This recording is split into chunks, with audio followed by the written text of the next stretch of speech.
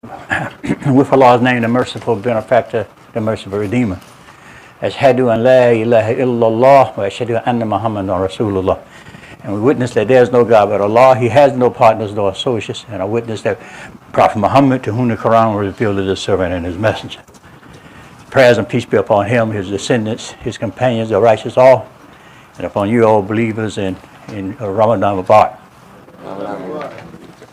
We want to say that we have, I think in these 2 days, we've covered a whole lot, and certainly this is the month of reading and the month of guidance.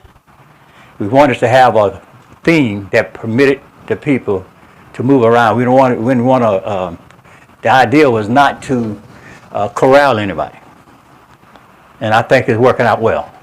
And because we could have said, well, the subject matter is going to be this. And a lot of times when you say the subject matter is going to be a certain thing, it's difficult for people to really stay with that subject matter. I've always said that there's a difference between a theme and a subject. There's a difference between a theme and a subject. Let the people choose their own subjects. And those presentations that we've heard have been excellent. Every one of you all have done a great job. And we thank Allah for it. Takbir. Takbir. Now, he doesn't really need me to introduce him. That's right. I've known him for 30 years or more, and met him when I first came here. In fact, he was my lifeline to Imam Muhammad. I used to go to Columbia. And we met, worked really together. He in South Carolina, I was in North Carolina, doing basically the same thing. We traveled all over the state and South Carolina and Tennessee, and spent a lot of time together. So this brother, to me, is a very excellent brother. We all know him, we love him, and we're just happy to have you here with us for this Ramadan session.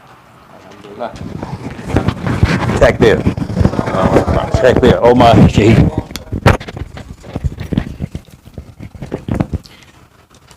Assalamu alaikum. With Allah's name, the merciful benefactor, the merciful redeemer. Praise, all of it belongs to Allah, Lord of all the worlds, Lord of all systems of knowledge. We witness that none or nothing deserves worship except Allah, should be worshipped except Allah, and we witness that Muhammad ibn Abdullah, to whom the Quran was revealed, is Allah's last prophet, servant and last prophet, servant, messenger, and last prophet. That work. Okay.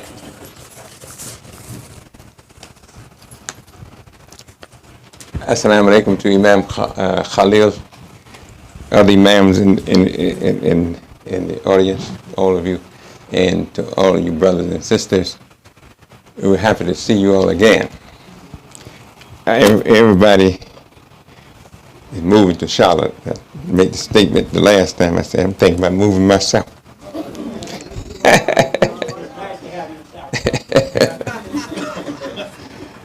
So before everybody else leave me there by myself. So beautiful discussion what I've heard thus far. And I'm sorry I missed yesterday, but I was very touched by what I heard.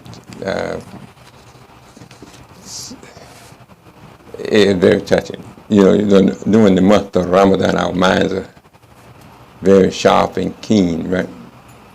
Our appetites also, but our minds, our appetites for knowledge, very sharp, very keen. Allah says in the Quran, He says, then do you remember me, I will remember you. Be grateful to me and reject not faith. Reject not faith. And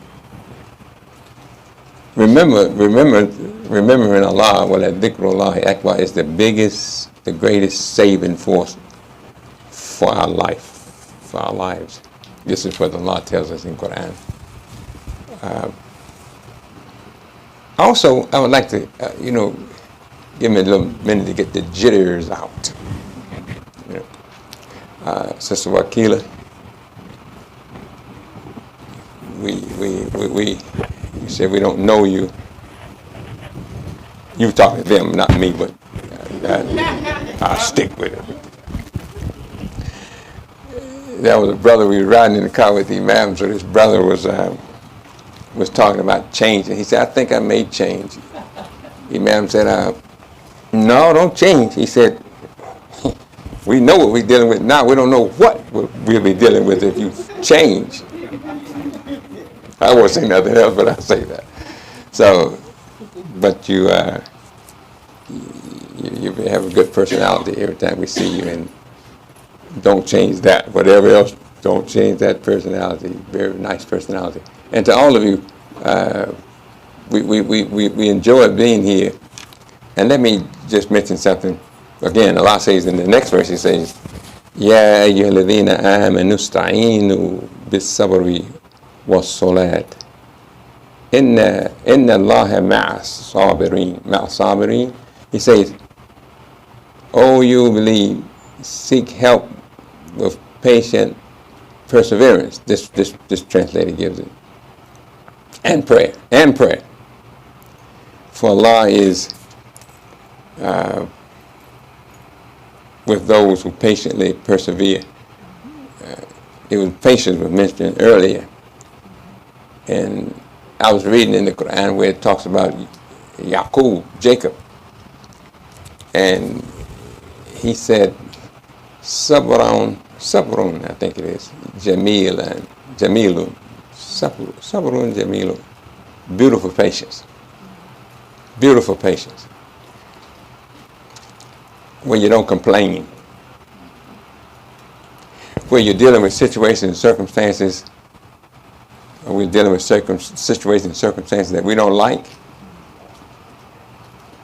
but we are still believing and persevering and not complaining.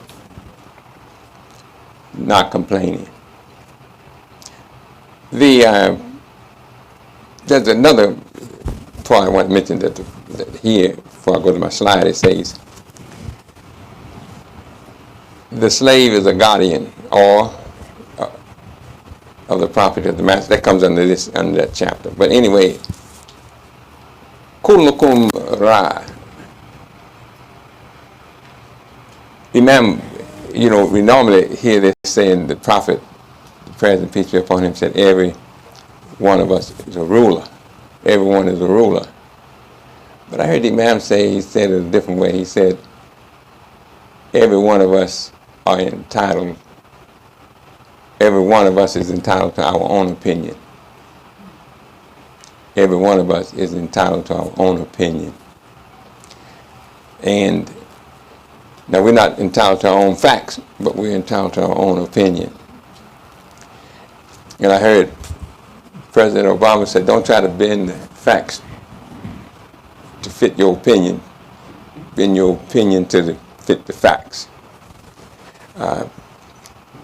And I want to stay with that point just 1 second as I move down and come to the essence of being human. As I was reading,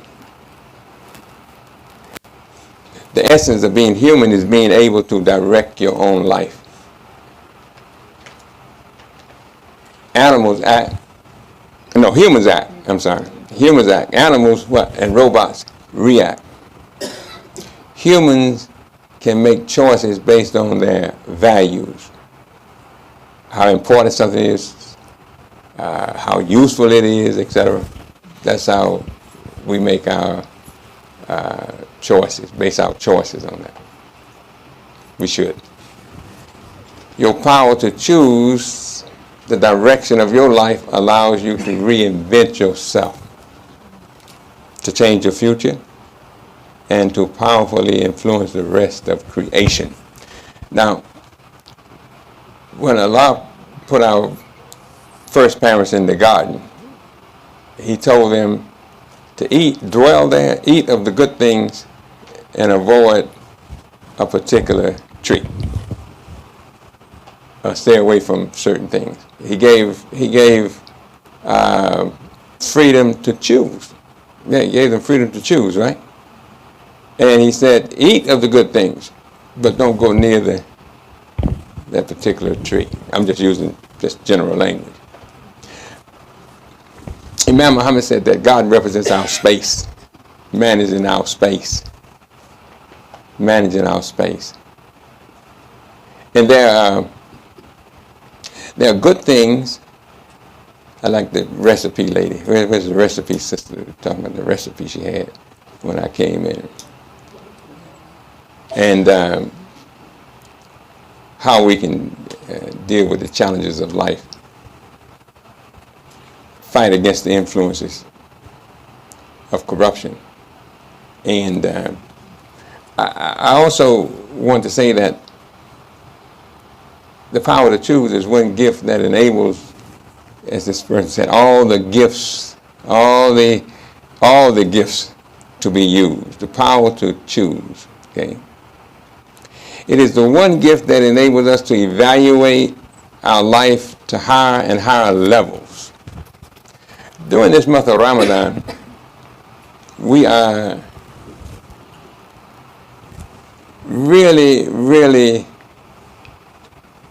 seeing ourselves. I heard something this morning when I was doing a class at Fort Jackson. It was saying that I was changing the video, and one of the videos came on, and this person was saying that before we cut that person off, he said, your spirit doesn't carry your body doesn't carry your spirit carries your body.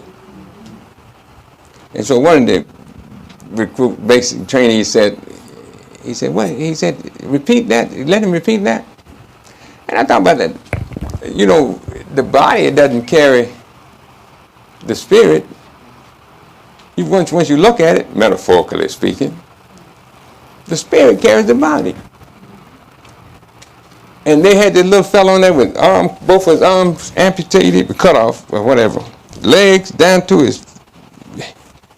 right up to his thigh. And he had a spirit talking about making progress. And you got grown folks sitting around with all limbs working and everything with no spirit.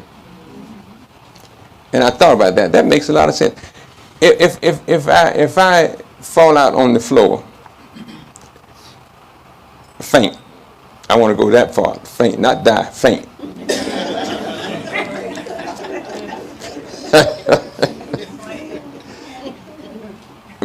That's going to be dead weight there. You try to pick me up, it's going to be tough. It's dead weight, right? But look how my mind and spirit picks up my body. Right now, it picks up. I can get up with no problem. So I thought about that. That makes a lot of sense. And the spirit that we have, oh, it's beautiful. Assalamu alaikum. Ramadan Mubarak. We greet each other that way. We have a beautiful atmosphere, right? We greet each other. Even if you don't mean it, you still do it. During this month, And I was telling them at the Masjid, I said, the worst cooks get compliments during Ramadan. Right? Am I right? Oh, yeah. I got one more I got to add. Wake you up a little bit, This guy, this wise fellow, two persons had a discussion, a debate, and they went to this wise fellow. And they was telling him, one approached him telling him his story. He said, and the other one approached him. He said, you're right. And the other one approached him and told him, he said, you're right, too. And the other guy sitting on the back there, he said, he went up, when they left, he went up to the wise man and said, well, how could both of them be right? And he said, you're right also. Everybody got their own opinion. So I want to bring out another point called habit of the mind. Habits of the mind. Habits of the mind. And this person said, your personality contains a great deal of habitual behavior. And during the month of Ramadan, that's what's being checked, our habits.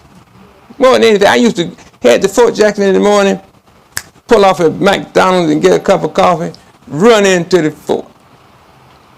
Now I have to go on past McDonald's and go on to the fort. But the habit, what Sister Wakila said, right after Ramadan, I'll go pull right back into McDonald's, get that coffee, right? But it said, this person goes on to say very quickly, and please don't write all this, I just put some. Habits of the mind. Some are positive, some are negative, and some are neutral. So what I want to discuss today in this time that Imam Khalil, I want to thank Imam Khalil for this opportunity, and you, is something that, let's go back up here a little bit. Let's go back. Now, I'm not that fancy. I saw the sister that came up, the first sister that came up, she was so fancy with her stuff. I mean, and young folks just get on my nerve and all that.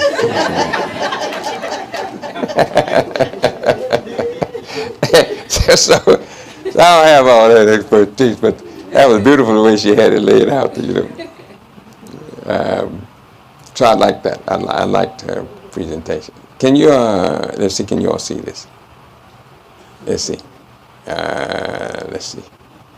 And somebody said, Imam Shaheed said yesterday, I said, well, I didn't say nothing yesterday. And then come find they were talking about wrong Shaheed. I tell you. I may need your help, but I'm trying to get this straight here. Let's see. Okay, I think I may have it. I'm not sure. Just 1 second. Can y'all see that? Okay. Now, Ramadan helps us to better understand our natural human disposition. Our natural human disposition. And that's what Sister Wakila mentioned this. She said, the Prophet, sallallahu alaihi wasallam, he said that all of us are born Muslim. Right? All of us are born. Every child born, he said, is born Muslim. Kullu mawludin yuladu ala al-fitra. Ala al-fitra. Right? Ala al-fitra. It says every child that's born is born upon that original design, that pattern, right? And somebody had Muslim by nature or Muslim by choice. Muslim by nature or Muslim by choice. And I'll leave that right there and go to the next slide. Allah tells us in the Quran, I was trying to get to let me go for my animated piece here. Can I get it? And Allah says, this comes from chapter 24, verse 41. Allah says, do you not see that it is Allah whose praises all beings in the heavens and on earth do celebrate or glorify?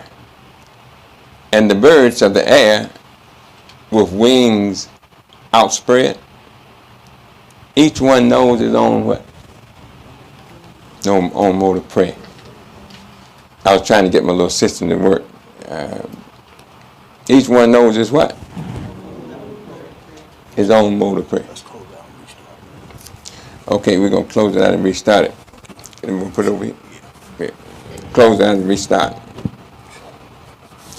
Each one knows his own mode of prayer. Now, if you're not careful in reading this, you think it's talking about each bird. But I think if you look at it, it says, all beings, right, in the heavens and on earth do celebrate. But if you go back and look at it, it's saying, that's not the PowerPoint. Okay. Oh, PowerPoint? Yeah. Well, let's see. You may have gone out of it. Let's see, did you go out of it?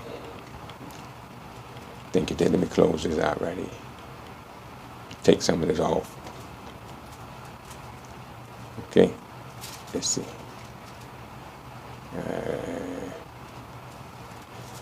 Well, okay. While we're working on this, let's take this off. See can I move a little faster?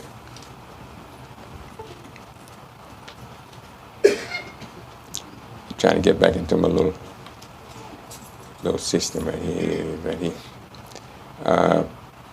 Give me just one moment, please. I can blame the technology now, right?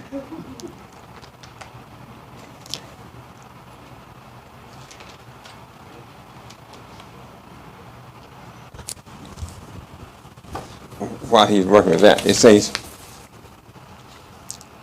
and the Imam gave a slight word translation. He says, every creation knows its own mode of salat, prayer.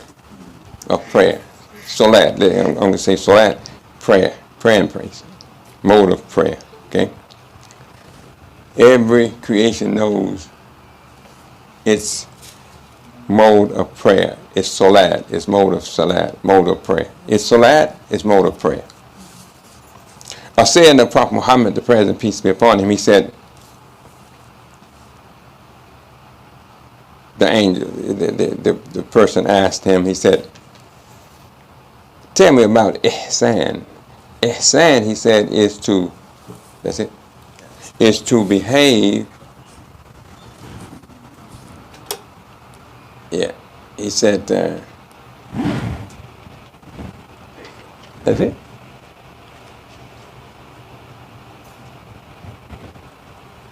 Okay. He said, ihsan, what is ihsan? He said, right action, well, what is ihsan? Right action, what is goodness, sincerity? He said, to worship Allah as if you, what? See him. For even though you do not see him, he's seeing you. That's a consciousness, isn't it? I was driving down the highway the other day, and boy, the police, I saw them come up behind me. And the speed limit was 70. I slowed down to 65. Normally run about 79. Then you should have seen I put my signal light on, changed lanes, and put the signal light on, moved back to the next lane. And he said, went on by me. Now, why was I so conscious of that? Because I knew he could, but. Now, we don't feel Allah like that. We have respect for Allah like that. We know that Allah is seeing us. So how should our behavior be? Just like it is now. We go in the bathroom. Nobody's in there with you. And rinse your mouth out for wudu, and won't even let a drop go down. Huh? Nobody's in there. I was working at the prison where a lot of crooks are. A lot of good people there now, a lot of crooks. But this particular one, I know he was a crook. I said, man, you go in the bathroom and perform wudu and don't let nothing go down. You have that kind of fear of God, and you get out on the street and act like a fool. That was just one of them. He had plenty of good ones out there. Isn't that how we're behaving now? If someone gives us water, offers us water that's not fasting, Muslim, that's not a Muslim, first thing we just say, no thank you. Right? And if they push you, you say, well, I'm fasting now. We're in control of this body, right? Habits of the mind. The stomach starts growling, but not on Ramadan. What's the first thing we do? Head to the refrigerator. Stop by the Burger King or McDonald's somewhere, get something to drink or eat, stop by the store. But now, we're doing what? We're abstaining based upon our consciousness of God, consciousness of Allah, right? Isn't that excellent living? That's excellent living. That's model community life. You know, we're demonstrating model community life. We're living a model life. We're not cursing and fussing. If you start to act up, you say, well, just chill out right now. Am I right? My wife and I doing this month, no argument. No. It's a beautiful situation. Sister came in the Masjid the other day. Assalamu alaikum, brother. Wa alaikum assalam. And I was just looking at the spirit. Everybody was coming in, greeting, and it's just a beautiful spirit. No fornication. Notice that is no fornication. I'm just telling you, we're living a model life. If we could take the way we think and behave at home and bring it into public, wouldn't that be a model life? Yeah, a beautiful life. And so we make things so disconnected. So we see when somebody mentions a model community, we get so afraid and don't understand. We're living that right now. We have behavior that's very, very patient and very, very subdued, very, very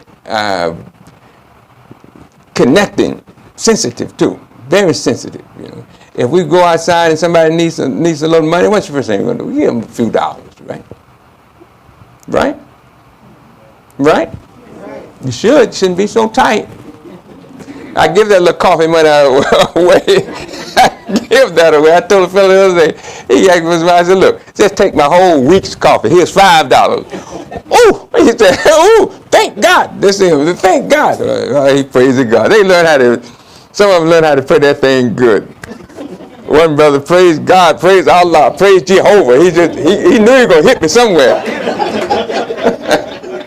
So the prophet said, what is he saying? What is right action, goodness, sincerity?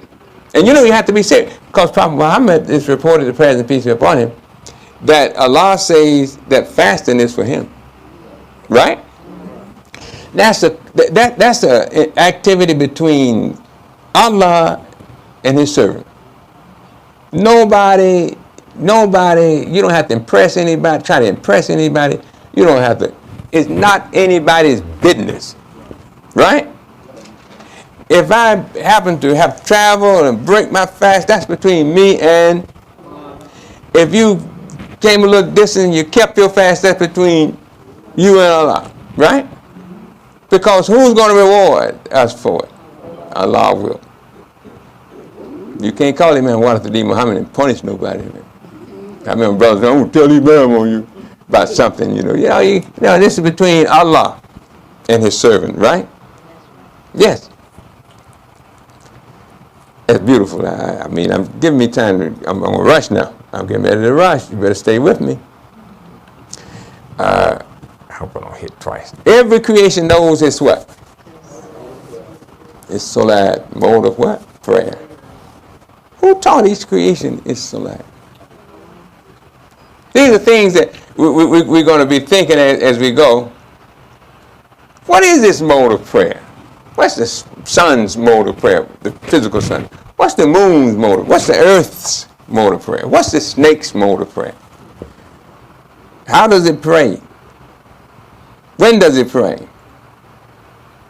What is the human being's true salat mode of prayer? Now, Imam was talking, and he said, this statement requires philosophical ability on the part of the mind to grasp its full meaning. You just can't read that and just keep moving. That requires some what? Thinking. He said philosophical, the dictionary says, devoted to the study of the fundamental nature of knowledge, reality, and existence. Every creation knows this mode of prayer. So we're going to look at two types of thinkers here. Allah says how to glorify His here in the Quran. He says, now the Imam said, this communication speaks more deeply. You know, the Quran is a book that provokes you to what? Think. Yeah, it does. It says, we have revealed this as an Arabic, right? In Arabic, in Arabic, I think it says. It's called Kitabul Mubin, I think it's Kitabul Mubin. Clear what? A book that makes what? Yeah. But also it says, it talks about it in Yusuf verse 1 and 2. It uses the next term it uses so that you may understand. Ya'qilun. Ya'qilun. Anybody who speaks Arabic, you ask what is that word's foundation, and it tell you it has to do with the what? The brain. Aql, right? Al-Mubin, the clear book, the book that makes things clear. Where's our problem? The problem is in our thinking. The problem is in, Imam said the problem was in our shaitan, Satan caused he corrupted the reasoning of our first parents. He corrupted their what? Reasoning. And their thinking. You know, I was listening to this brother. He said, "Fi sudur nas," in the chest, right? But fi qulubi. It says fi qulub. Qulub means the heart, right? In the heart. But fi sudur means in your what? In the chest. The chest. Where's the heart? In the chest, right? So the shaitan wants to whisper in your chest to get into your what? Heart. So he said the chest is like the house with the fence around it. And he said the fence, people will come up to your fence, may come in. But you don't have to let them in the house. You don't have to let them in, right? He said, so Satan is trying to get where? Into that. Because if he gets in, you know, if you get a visitor to visit you and they stay long enough, they're going to redecorate your room. And Satan is going to redecorate our house, our hearts, right? If he can get in, if we let him in now, he's going to redecorate. He's going to make you think what is good is dead, wrong. And then what is wrong is what? Now he's going to redecorate that thing. So he corrupted our first parents' reasoning and thinking. And he made them reason that they didn't need God. They didn't need Allah. They could go on their own. God gave you a free mind. You don't need to worry about God. God doesn't want you to be angels. God doesn't want you to be like him. Isn't that what he said? Yeah. Now, you know, that rascal reasoned too, Iblis, right? His reasoning was faulty, corrupt. It became corrupt and faulty, his thinking. He said to Allah, Allah said, what prevented you from bowing down? What got in the way when I asked you to make sajda to Adam? He said, now, he's trying to be smart and intelligent. You made both of us. Listen to what he's saying. Now, you made both of us. Khalaqtani min what? Min nar. Khalaqtahu min what? Teen. Now, you made both of us. Look at the reasoning. So, shouldn't God know best? He said, I'm better than he. I'm better than he is. Now, he's telling who? God that. He's telling the one who created them. Isn't that, now that sounds logical from the outside, but that's irrational, right? So he got our parents to, Imam said he corrupted their reasoning and corrupted their thinking. But they rebounced, they came back from that, didn't they? Yes. So I don't want you to think that they stayed that way. He came back to it. So let's go and look at these two. It said the communication speaks more deeply to those of more developed mental skills than the ordinary person. When you hear that, when a person hears that, a person who is philosophical, a person who is a philosophical thinker or a philosopher would think deeply on this communication. Every creation knows its mode of prayer. Who taught it? What is this mode of prayer? Then he goes on to say, he said, let's look at the spiritual person or the mystic and the philosophical thinker or philosopher. Now it appeals to the philosophical thinker, the philosopher, and it also appeals to the spiritual person or the mystic. It appeals to both of them. So let's talk about the two types right fast. The spiritual person or mystic is a religious practice based on, that's a spiritual person, based on the belief that knowledge of spiritual truth can be gained by praying or deep devotion to rituals. You've seen that kind of person. Just pray all the time. Oh God, please. And just be so, you got some Muslim, they're going to make sunnah prayers, all kind of, oh, they look so, and they're so engaged, but they're so nice and they're so humble, spiritual. Nothing wrong with that. But guess what?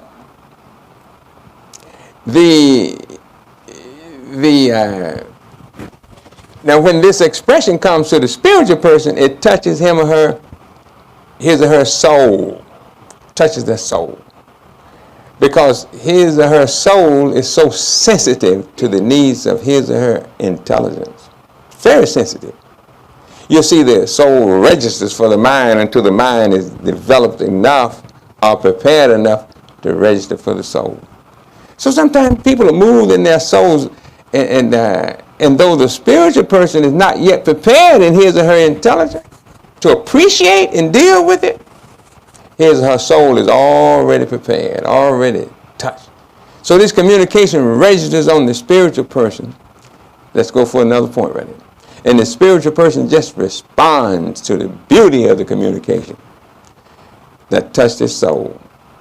In the Quran, Allah tells us what? He says, and when they listen to the revelation received by the messenger, thou would see their eyes overflowing with what? Tears. For they recognize the truth. You've been listening to people hear the Quran being read, and sometimes they just cry. Tears will come out of their eyes, right? I'm talking about especially when they touch, and I've seen people make du'as and just people just be crying, making du'a. I was in Saudi Arabia. They had a crying ceremony over there. Looked like this. I mean, it was touching. It wasn't spooky. It was touching. And some people are touched like that in their souls. Okay. Now, it brings tears to their eyes, right? Every creation knows is what? Its own mode of prayer.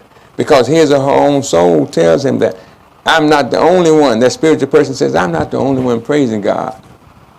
Everything else in creation is what? It's praising God. I believe that God exists, okay? I believe everything that exists worships God. That's what the spiritual person says. And that's what his soul tells him or her, you see. So, they can be very brilliant too, but they're just very spiritual.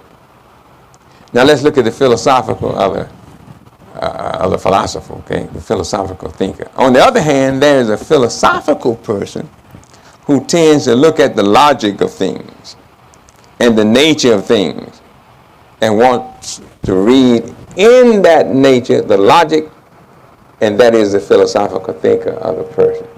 Many people have the Quran, and they listen to it during the month of Ramadan.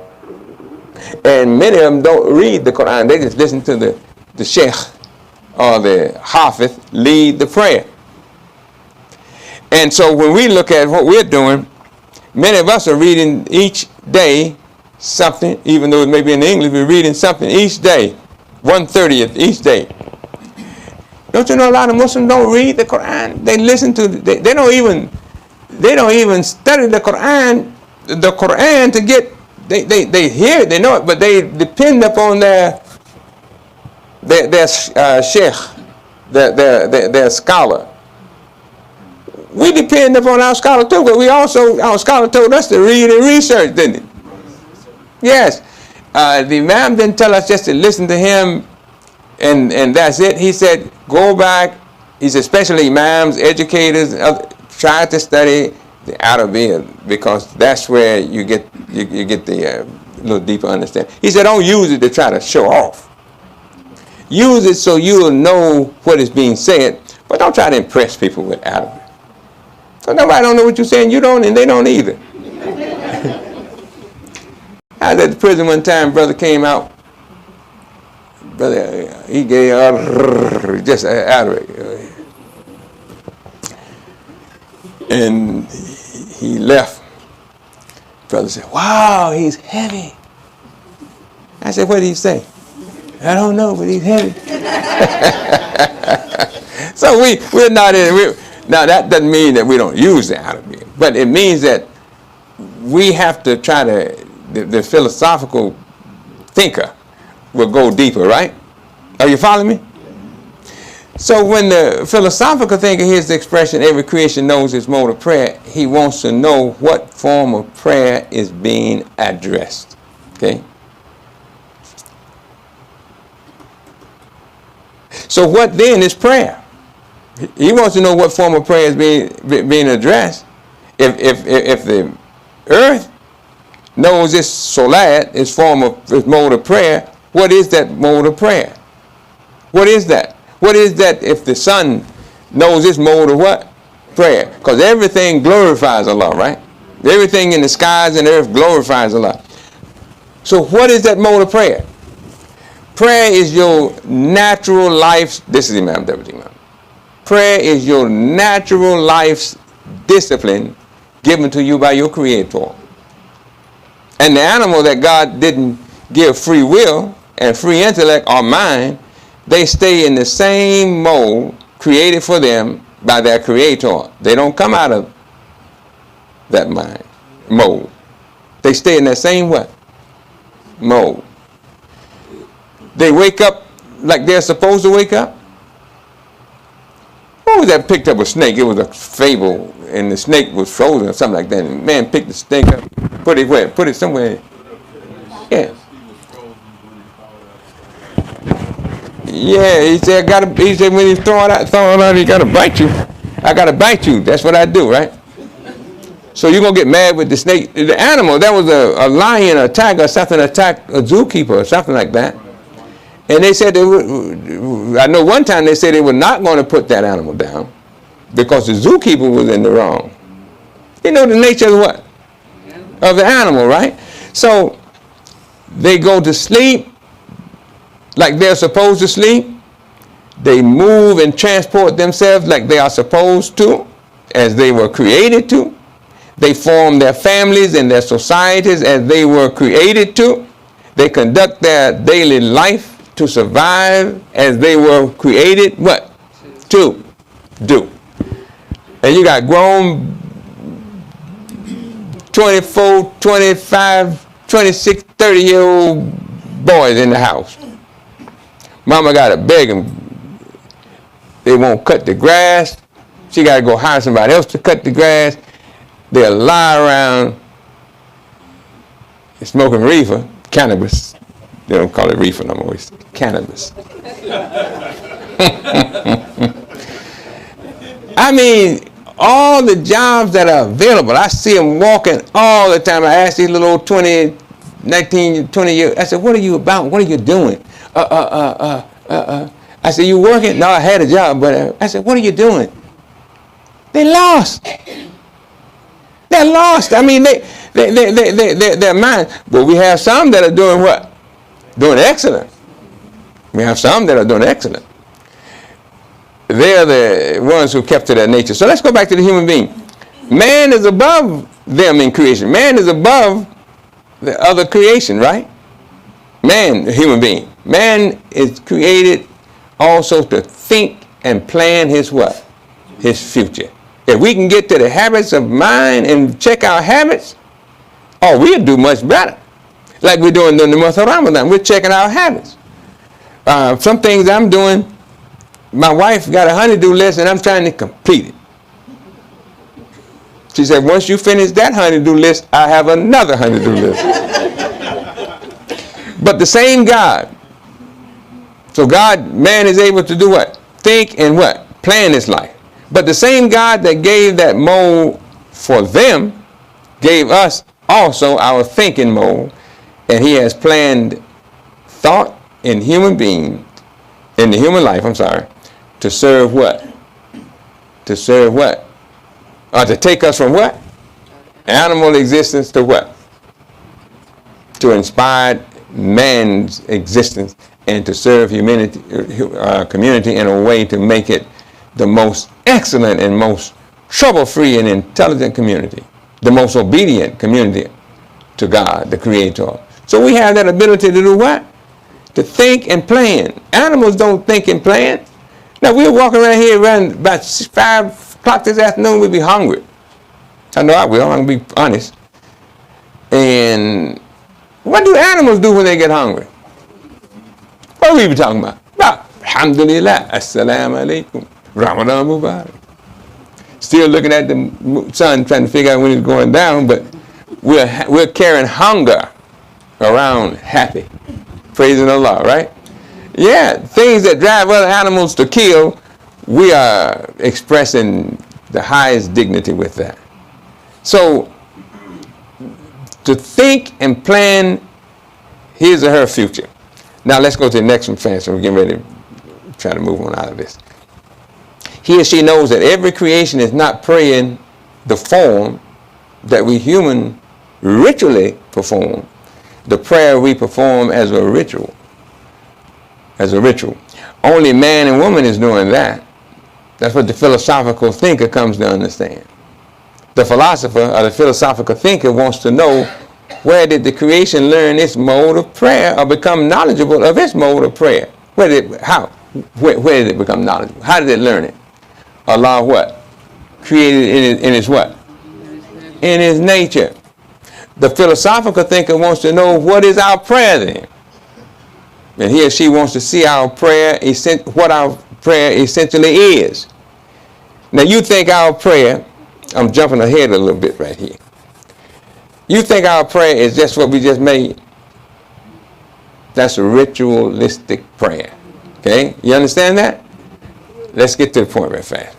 So the philosophical thinker wants to see just what is the essence of what is the most essential for us in our prayer. So he studies it. And he comes to see that the main activities in our prayer are submission and obedience to God. When we take that form of prayer and go all the way down through to our sajda, or sujood, sajda, that's a sign of what? Submission, right? And what? And obedience, but it's a sign of submission. Now, when we express through our characters the way we live, our lifestyle, submission and obedience to God, that is truly our mode of prayer, our salat. We will be doing naturally what every other creation is doing. Every creation knows is what? It's mode of prayer. Now, we are doing it as human beings, conscious human beings. When we go out, go to our homes, go to our jobs, and we are obeying Allah, we're submitting and obeying Allah's commands. Don't you know that's our mode of prayer? So our mode of prayer is really the life that we what? We live. In the 5 or 10 minutes we be in the ritualistic, that's not it. If we follow the natural path of living, obedience to God, as someone said, we are servants of God. If we obey Allah and eat of the what? Good things. Eat of the what? good things and avoid what? Yeah. So what are the good things? Everything that will enhance our life. Eat physical. A lot of us are now conscious of our physical health, right? But we also should be conscious of our and spiritual what? Spiritual health. If we would look at that and like Adam, now what did Adam and his wife say? What did Adam and his wife discuss when the Iblis came to influence them? What did they discuss among themselves? Do you see anywhere in the Quran where they discussed among themselves? Say, look, well, we shouldn't eat from this. We should, wait, you know, God told, it doesn't show you that, does it? In the Bible, it says that the serpent went to whom? Eve, and convinced her, and she, oh man, she enjoyed it, and then went to Adam and just gave it to him. He did eat, according to them. You know, no discussion. Say, wait a minute now, wait, what did God tell us? Look like they had more of a conversation with Iblis than they did with themselves. So we need each other, right? We need to be discussing things, talking to each other, listening to each other, sharing with each other. Mir'atu akhi. Mir'atu akhi, I think it is the mirror. You're a mirror for your brother or your sister, right? Isn't that what the prophet said? So we go look in the mirror and get all ourselves all nice and everything, right? Well, won't you listen to don't listen to the gospel. Listen to what your beautiful brother is telling you, brother, and beautiful sister is telling you, sister. That's the mirror. But don't listen to the gospel now. You need to go sit down with your ugly self. No, you look pretty. Don't listen to the evil one come in. But if we're believers, we'll give each other good advice. Am I right? Yes. So our creation, is attentive to what God communicated to their nature. It is philosophical, but I think pretty clear in common language. The created things are attentive to what God created or communicated to their what? Nature. In giving their nature the design, the composition that it has. Okay? They are attentive. Y'all can read that? They are attentive to what God created or communicated to their what? Nature. Meaning that everything that God created has an inclination to obey what he intended for that thing in its nature or its natural constitution. Yes, so they are too attentive, and because they are attentive, they are influenced by the law of God, his universe, right? What are we influenced by? The Quran, Revelation, and the life of Muhammad, the Prophet, sallallahu alaihi wasallam, right? This is, if we would conform to that in our daily lives, then we'll see our mode of prayer being expressed. In family life, in where we work, in the public. And that mode of prayer would be seen as obedient and submission to God's way. When you're in Rome, as a Muslim, you can't do like the Roman. We have to do like Prophet Muhammad, the praise and peace be upon him, right? So we went out to a meeting, and recall this point. We went to a meeting when we were working with the correction. We went to a chaplain's meeting. Tell me, you was with us that time. So they had a special. We went to Myrtle Beach. They had a special on beer. So one of the chaplains said, I'm going to order this special. It was 5 of us. He ordered 5 beers. And when he came back to the table, I said, well, what? Why you order 5? He says, 5 of us. No, I says 3 of y'all. Because to me and I was drinking tea, right? He said, well, that's okay. I drink yours. I drink yours. And sure enough, he drank all 3 of those beers, and before we got up from that table, he was buzzing too. So what does Allah say? Allah says in the Quran that Satan uses gambling and intoxicants To do what? To distract us from what? Remembrance of Allah and prayer, right? The lottery, $800 million. Boy, if somebody won in South Carolina, whoa, that's close.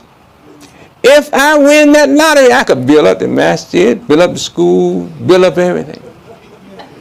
Satan decorates his path to hell with what? Pomp and what? Yeah, the niceties. For if it wasn't for Islam, I could be rich.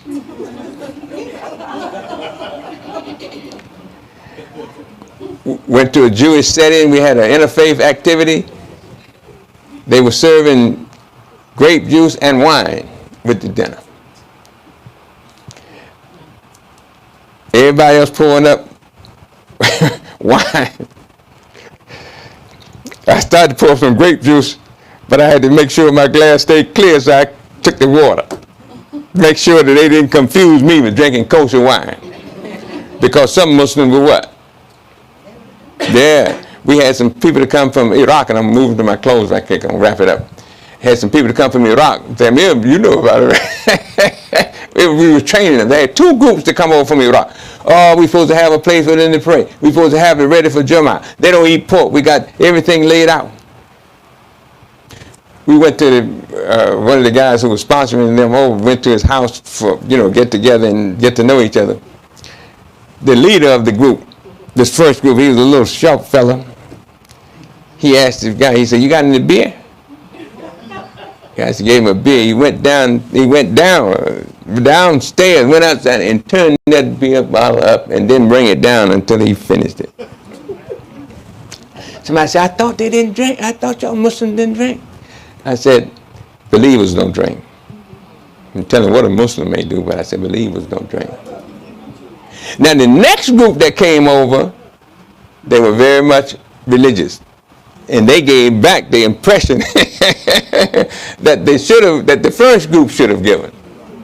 So don't be up here talking about what Muslims don't do it. I made that mistake one time. No, I said a believer will not drink alcohol, right? A believer won't eat pork unless it's under what? A believer won't gamble unless it's what? I don't know about that. All I can tell you is we don't follow the way, and it looks very tempting. I'm telling you, everything is tempting now, right? I think I'm moving to my little closeout. Let me wrap it up right fast. Then we go to question 2. Jabril, my stuff, my thing stuff, your computer stuff. My computer, that's mine, right? I just want to move on. There it is. Thank you, brother. If you think education is expensive, what it said, try ignorance. Every creation knows its mode of prayer. So what is it saying to both the philosophical thinker and the spiritual thinker is this: that every creation consciously or unconsciously worships Allah. Or as Muhammad the Prophet put it, glorifies him. They proclaim or announce the glory of God, and Allah puts it this way: Yusabbihu ma fis samawat wal ard. Everything in the skies and the earth glorifies God, glorifies Allah. So everything glorifies Allah,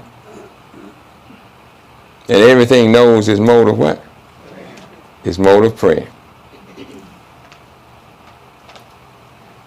So the Imam said, taqwa. Didn't the Prophet say, didn't Allah say we will gain what? Perhaps we'll gain what?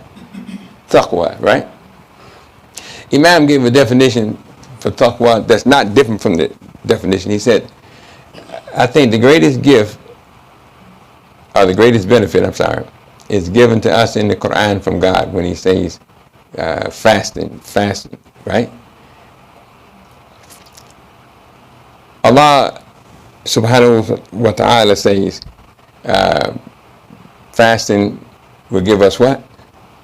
What did he say? Taqwa, right? So the main benefit is for purification and discipline. Taqwa. Purification and what? Discipline. Purification of our mind. Purification of our hearts. Purification of our what? Spirits and souls, right? And purification of our body too, because they said you give yourself time to digest that food down, right? Taqwa means respecting those things that God ordered us to respect. First of all, we are to respect our relationship with God, that we are the servants. All of us are the servants of God. That means that we are to obey the commands of God. We are to obey whatever God has ordered for us, and the benefit is purity. Okay? The benefit is purity. And let's see, can I move the spot over right here to the next one? So when we are in prayer, the main activities are three. Attention. Ronald, you brought this out in one of your books. Attention to what is being communicated. What is being communicated? Quran, right? Obedience to what is being what? Communicated. Shouldn't we obey what is being communicated? Or reading to see what can be gotten out of the communication. Now we want to go back and see what can we get out of what Allah has communicated to us. Then we want to submit to live in our lives what is being communicated. The Quran is not just for us to be entertained with. The Quran is hudan linnas, guidance for our lives, right? So we've got quite a few of us have become enchanted with hearing the Quran. I love to hear its recitation. But we have to follow the guidance that comes from the Quran. We have to follow it in our lives. And if we do that, I think that's the end of my point here. If we do that, we're living the life that God intended for us. We're following the life of Muhammad, the excellent model, and that is our mode of prayer. That is our mode of prayer. Obedience and discipline, submission and obedience to Allah. Living the life that Allah created us to live. That is our mode of prayer. And every creature knows is what? Every creation knows is what? It's mode of prayer. Let me stop right there for questions. Any comments or questions? So we go through the ritual. The ritual, we're supposed to crack that ritual open and get the knowledge. The Imam said rituals are just like a walnut, just like a nut or something. You crack it open and get the goodies out of it, right? So we need to look at that prayer and see how can we get the goodies out of it. Yes?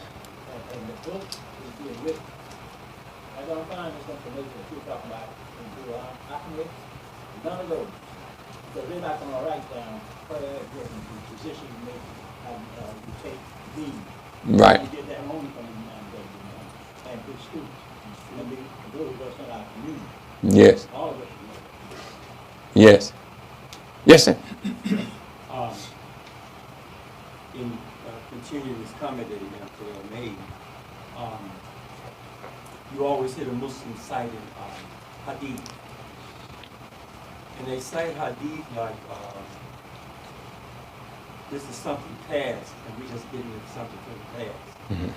But Imam said that the spirit came down in night. He said spirit is always talking about the future. Mm-hmm. And if he's Muhammad the prophet, that means he's saying something about the future.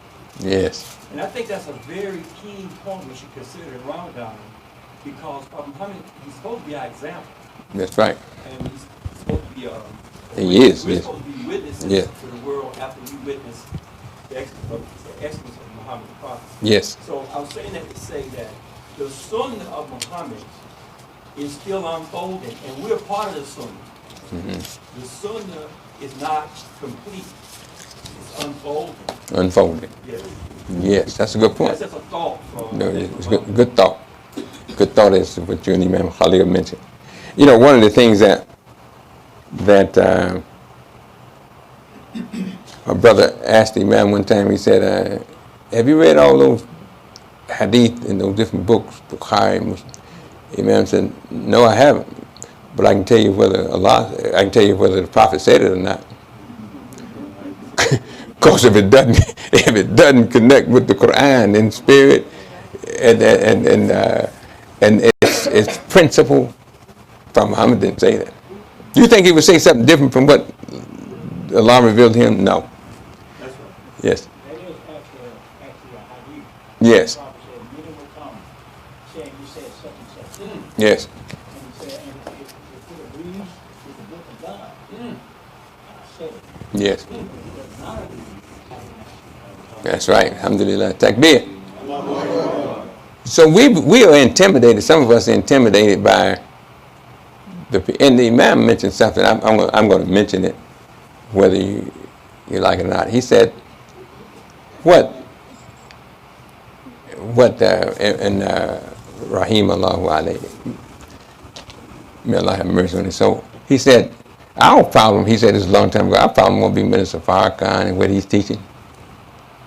Is our problem going to come from the international world, where they bring all the hadith and all the Arabic and everything. Yeah, that's where our problem going to come. And I'm at Fort Jackson every Sunday, and we have Muslims from at least 13 or 14 different countries. And believe me, they are so impressed with the way we study. They're impressed with it. They're impressed with it because they don't study the way we study. If someone says something, well, they got to go and find their sheikh, right? And we do the same thing, but we study. Imam once said, he said, we work with a Muslim journal, Bacha and I, and Imam Bacha, may Allah have mercy on his soul too. Imam Pacha out of Atlanta. And he said to us, he said, why don't you all look and see who else is saying what I'm saying, and put it there too.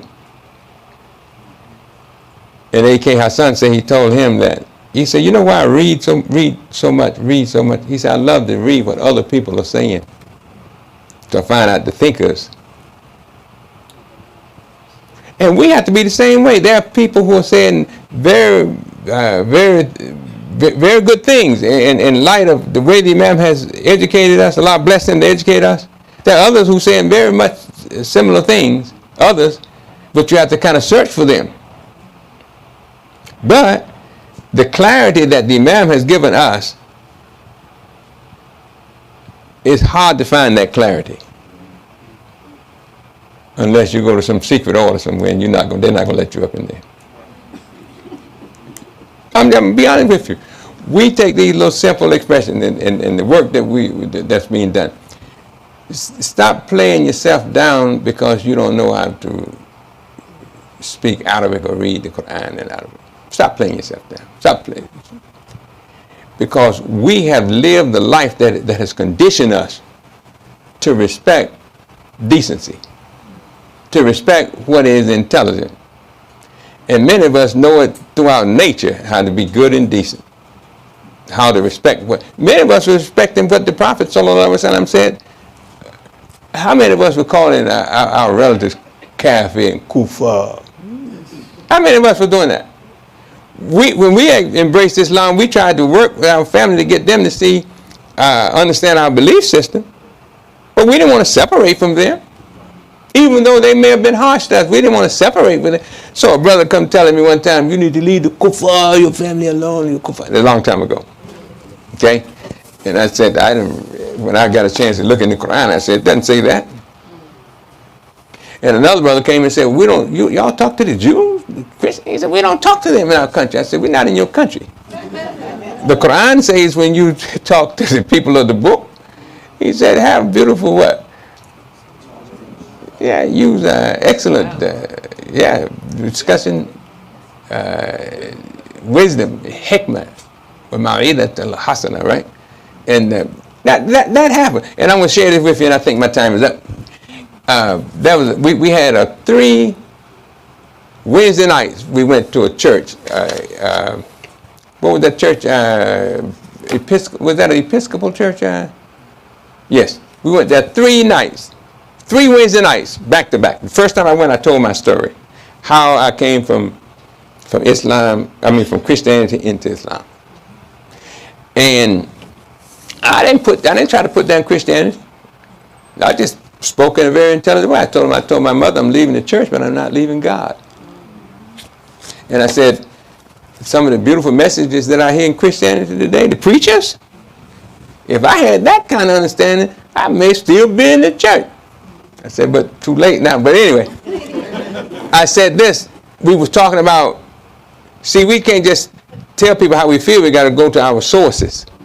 And when I went to the Quran, where the Quran talks about our God and their God, one, right? This pastor, and Muhammad, we've been together for a long time. He came with me today. This lady said, as I was closing out, wrapping up, she said, well, wait a minute, Mr. Shaheed. She said, let me tell my members now, don't think that there are 3 or 4 gods or plurality of gods. We don't believe in a plurality of gods. We believe in one God. That's what she said. We believe in one God. We don't believe in a plurality of gods. So Christians make that clear. I wanted to add, and he's not Jesus Christ either, but I done left it right there. But she definitely stressed that we believe in what? One God. And isn't that what the Quran says? If you spend time with them and be intelligent with what you have, they will be open. They will open up eventually and agree with you on what is right. We may have our own opinions, but we don't have our own facts. There's one fact that matters. There's only one creator, one God for all people, right? And that's Allah subhanahu wa ta'ala. So our mode of prayer is the way we live. Alhamdulillah. And nothing is demonstrated that more than this month of Ramadan. How intelligently, how much we give to reading, how much we're giving to being nice to each other. Right? Right? Yes. Yeah, how much we're giving to being concerned about our cleanliness, about, you go to the bathroom, you come out, you don't just walk out. You clean yourself. Perform wudu all over again. Right? Yeah. I went to a school recital that children were having. Went in the bathroom. This guy came in the bathroom, used the bathroom, turned around and walked straight out the door. Man, I wanted to tell him, wash your hands. But he was a big fella.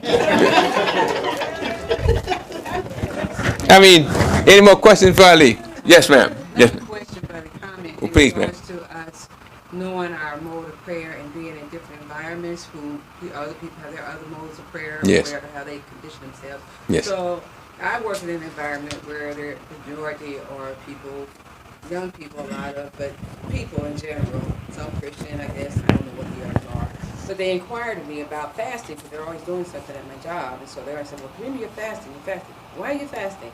And how long do you fast? You starve yourself for 30 days, all day long, every day. How you survive? Mm-hmm. So I said, no, that's not it. I said, we only fast from the sunrise to the sunset. And then I tried to explain to this one lady that, because she's like, I can't do that. I said, well, yeah, you can. I said, it's not just about abstaining from food and drink.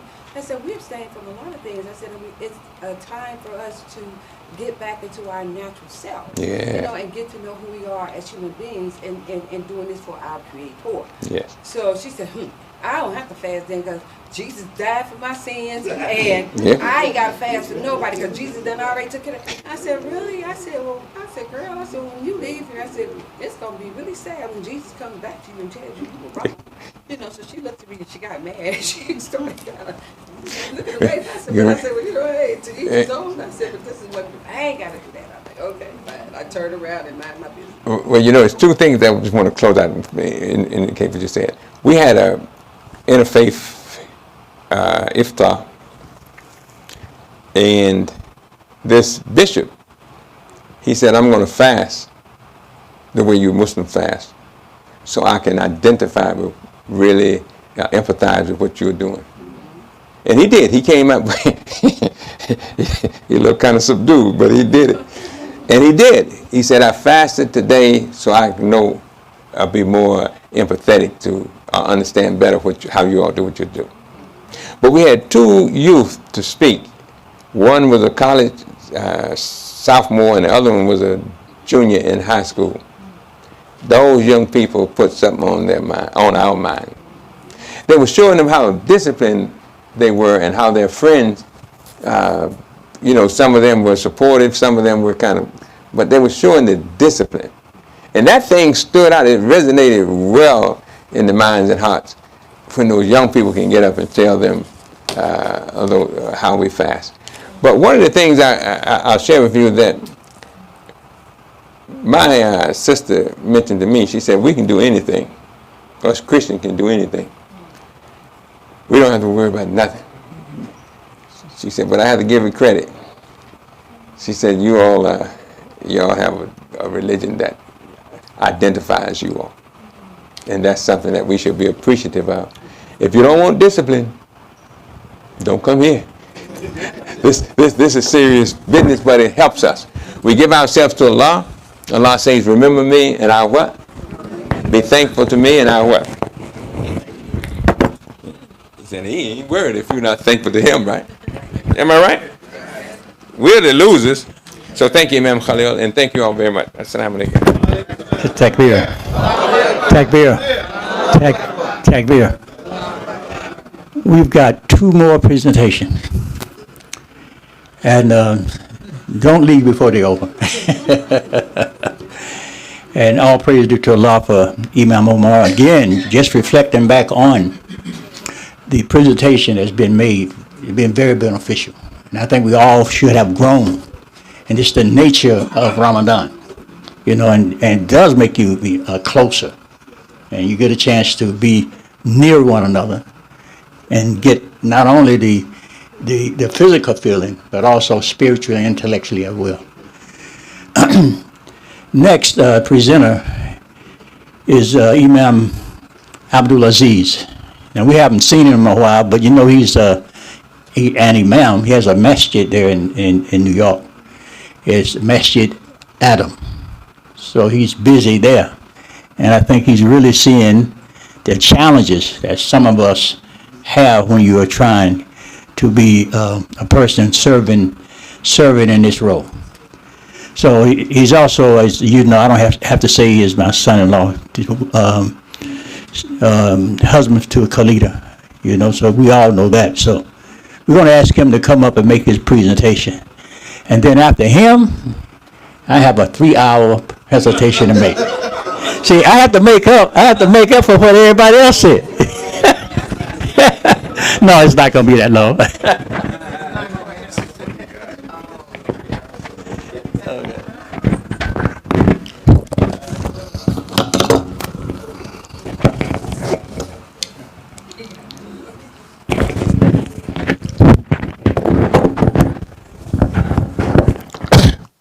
أعوذ بالله من الشيطان الرجيم بسم الله الرحمن الرحيم الحمد لله رب العالمين وبه نستعين وصلاة الله وسلامه ورحمته وبركاته على صفوة الخلق سيدنا محمد وعلى أهله طاهرين وعلى أصحابه أجمعين ورحمة الله ومغفرته على تابعين وتابعهم بإحسان إلى يوم الدين والسلام على إمام ورث الدين والسلام علينا وعلى عباد الله الصالحين أشهد أن لا إله إلا الله وحده لا شريك له وأشهد أن محمدا عبده ورسوله أعوذ بالله من الشيطان الرجيم يا أيها الذين آمنوا كتب عليكم الصيام كما كتب على الذين من قبلكم لعلكم تتقون. We seek refuge in Allah from shaitan the accursed, and we begin with the name of Allah, the merciful benefactor, the merciful redeemer. We praise him and we seek his aid, and we humbly ask Allah subhanahu wa ta'ala on this 21st day of the month of Ramadan to establish his prayers, peace, mercy, and blessings upon his noble messenger Muhammad sallallahu alaihi wasallam, and that he establishes the same prayers, the same peace, the same mercy and blessings upon all of his family members who followed him in purification. And that he at the same time establishes the same prayers, peace, mercy, and blessings upon all of his illustrious companions together. And that he establishes mercy and forgiveness upon the followers and their followers in excellence to the day of judgment. And that Allah subhanahu wa ta'ala establishes peace amongst ourselves, no matter where we may be, no matter where we may be from, and the righteous servants of Allah. And to all of that we say Ameen. We extend that on the 21st day of this blessed month, in this blessed place, during this blessed time. And we ask Allah subhanahu wa ta'ala to, number one, let us get the most out of this little bit of time we have together. And number two, that he continues to establish his blessings upon Masjid Ash-Shaheed and all of those who attend. And to that we say Ameen.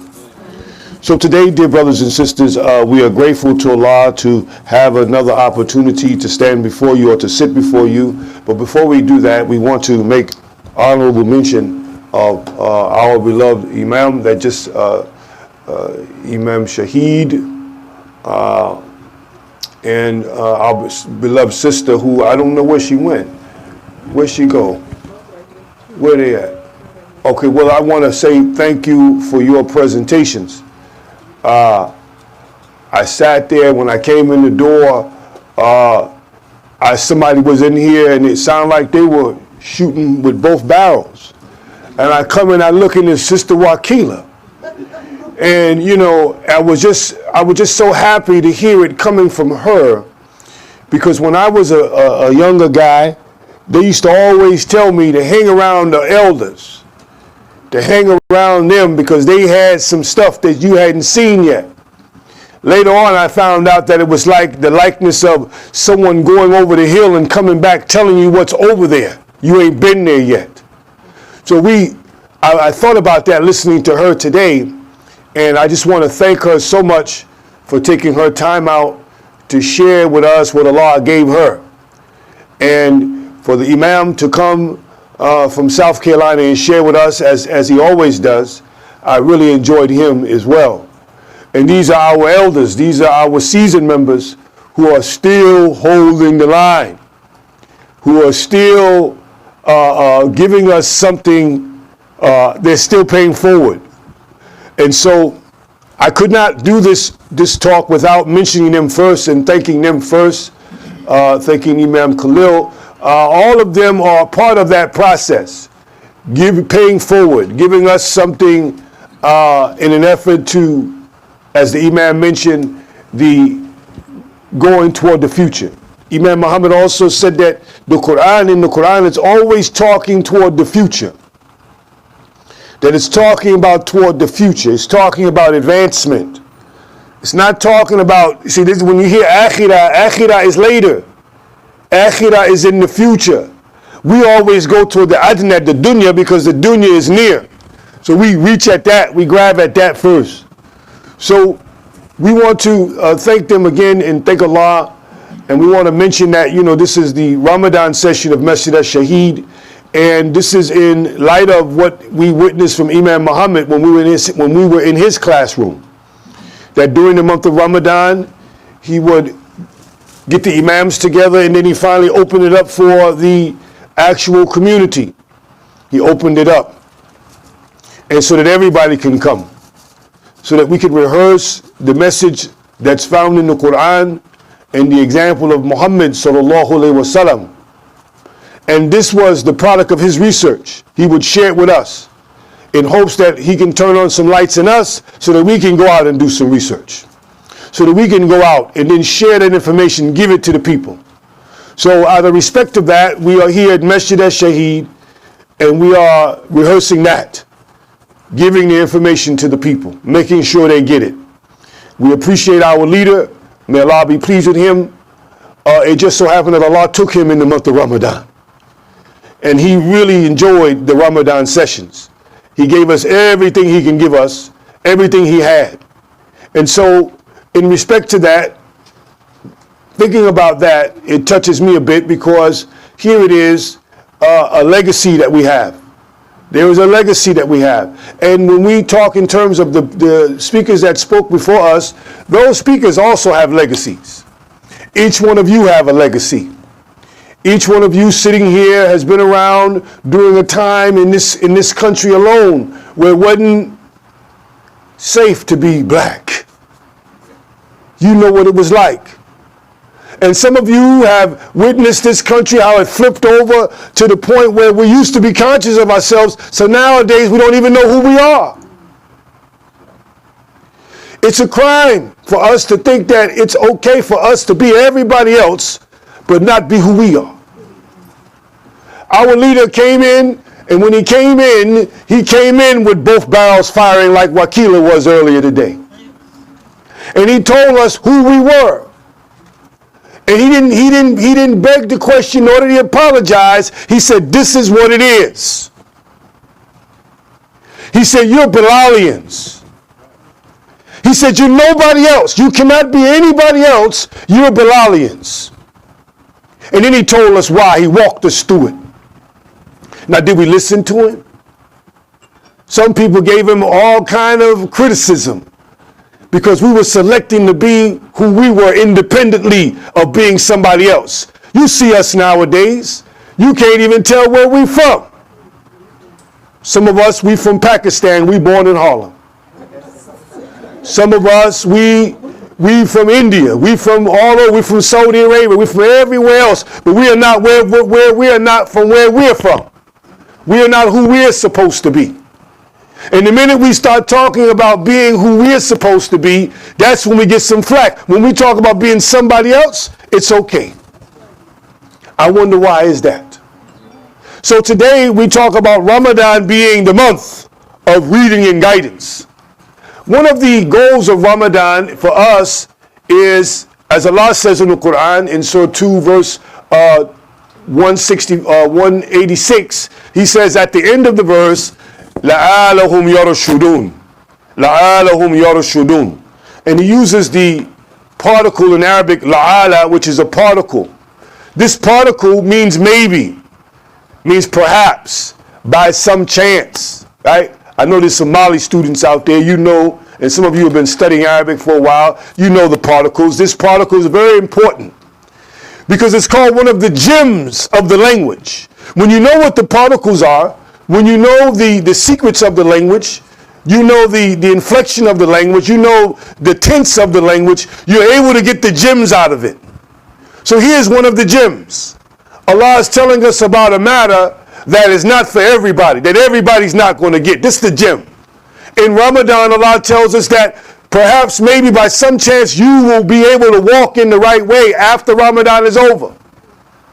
Meaning that when Ramadan is over, because of the guidance that you received in Ramadan, you're able to do the same thing in the month of Shawwal.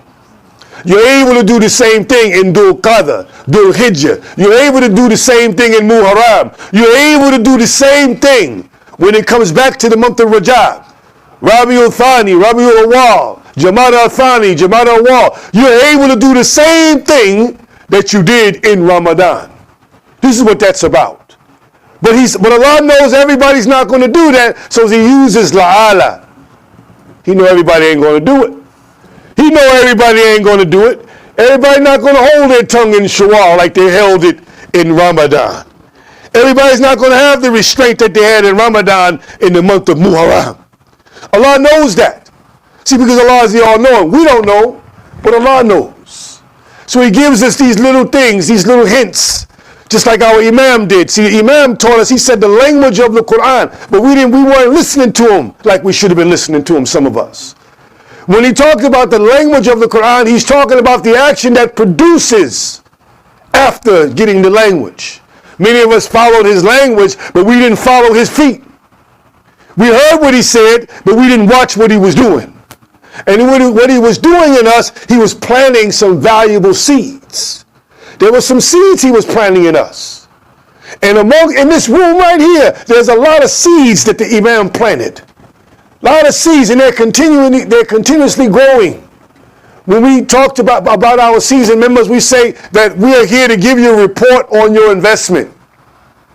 Your investment was when you signed and got that X. and you wore that uniform. And then you stayed the course. And then in February 26, in 1975, when the Imam took the podium, and when he took that podium, he said, "This house." And he transformed that social reform into Al-Islam proper. And he gave it right to you. And when you got it, when you heard the Fatiha for the first time, you didn't look back. You didn't question what he was saying. Your soul was telling you, man, we on to something real. And when he went out and made Hajj in 78, many of us that made it, we didn't know nothing about no Arabic. We couldn't even say Arabic right. You taught Arabic? But our souls knew that we were supposed to be there. See, our souls knew that we were supposed to be there, so when we got there, we were at home. And we were with the right leader because he wasn't going to leave us outside. He took us everywhere with him. So when we talk about the language of Imam Muhammad, we need to understand that his language also comes with a practice. It also comes with an application.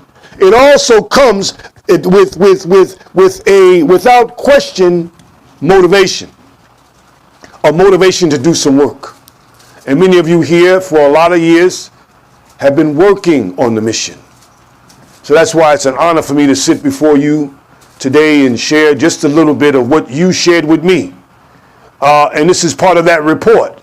The report is that you invested in, you did some things that inspired some others, and your inspiration continues to have an impact on others, like the Imam had impact on you. And so when we really look at it, we're looking at the community itself being a community that continues to lift each other up. That's what we're supposed to be. We're not supposed to be the community tearing each other down. But we tear each other down because we don't know who we are.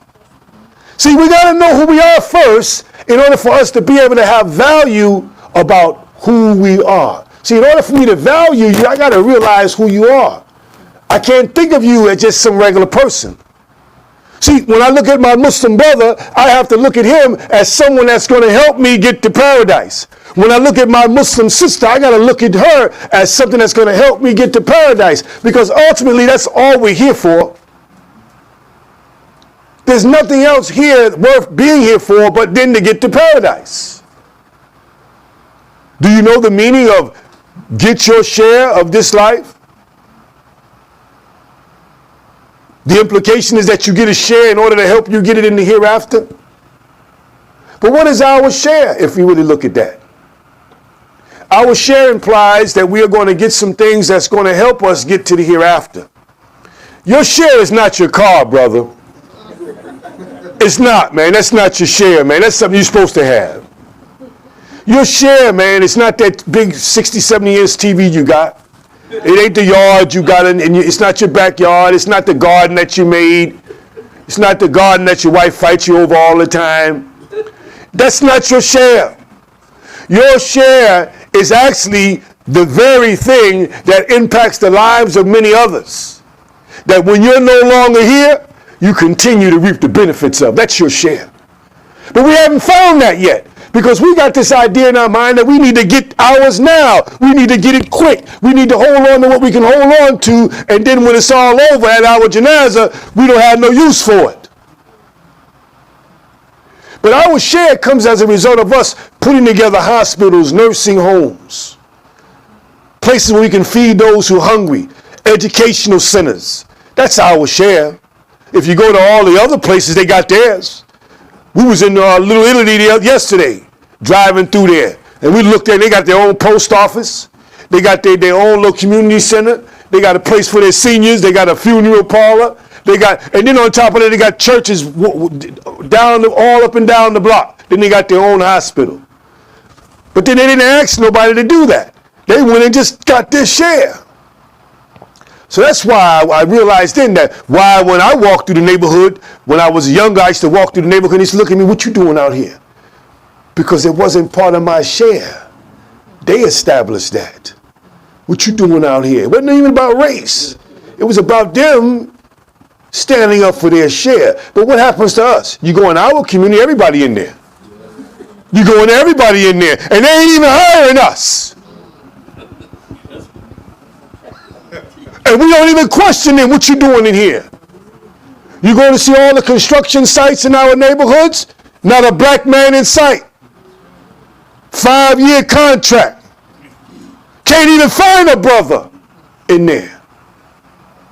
Most of the guys working on the contract, they don't even live near the neighborhood. It take them 2 hours to get home.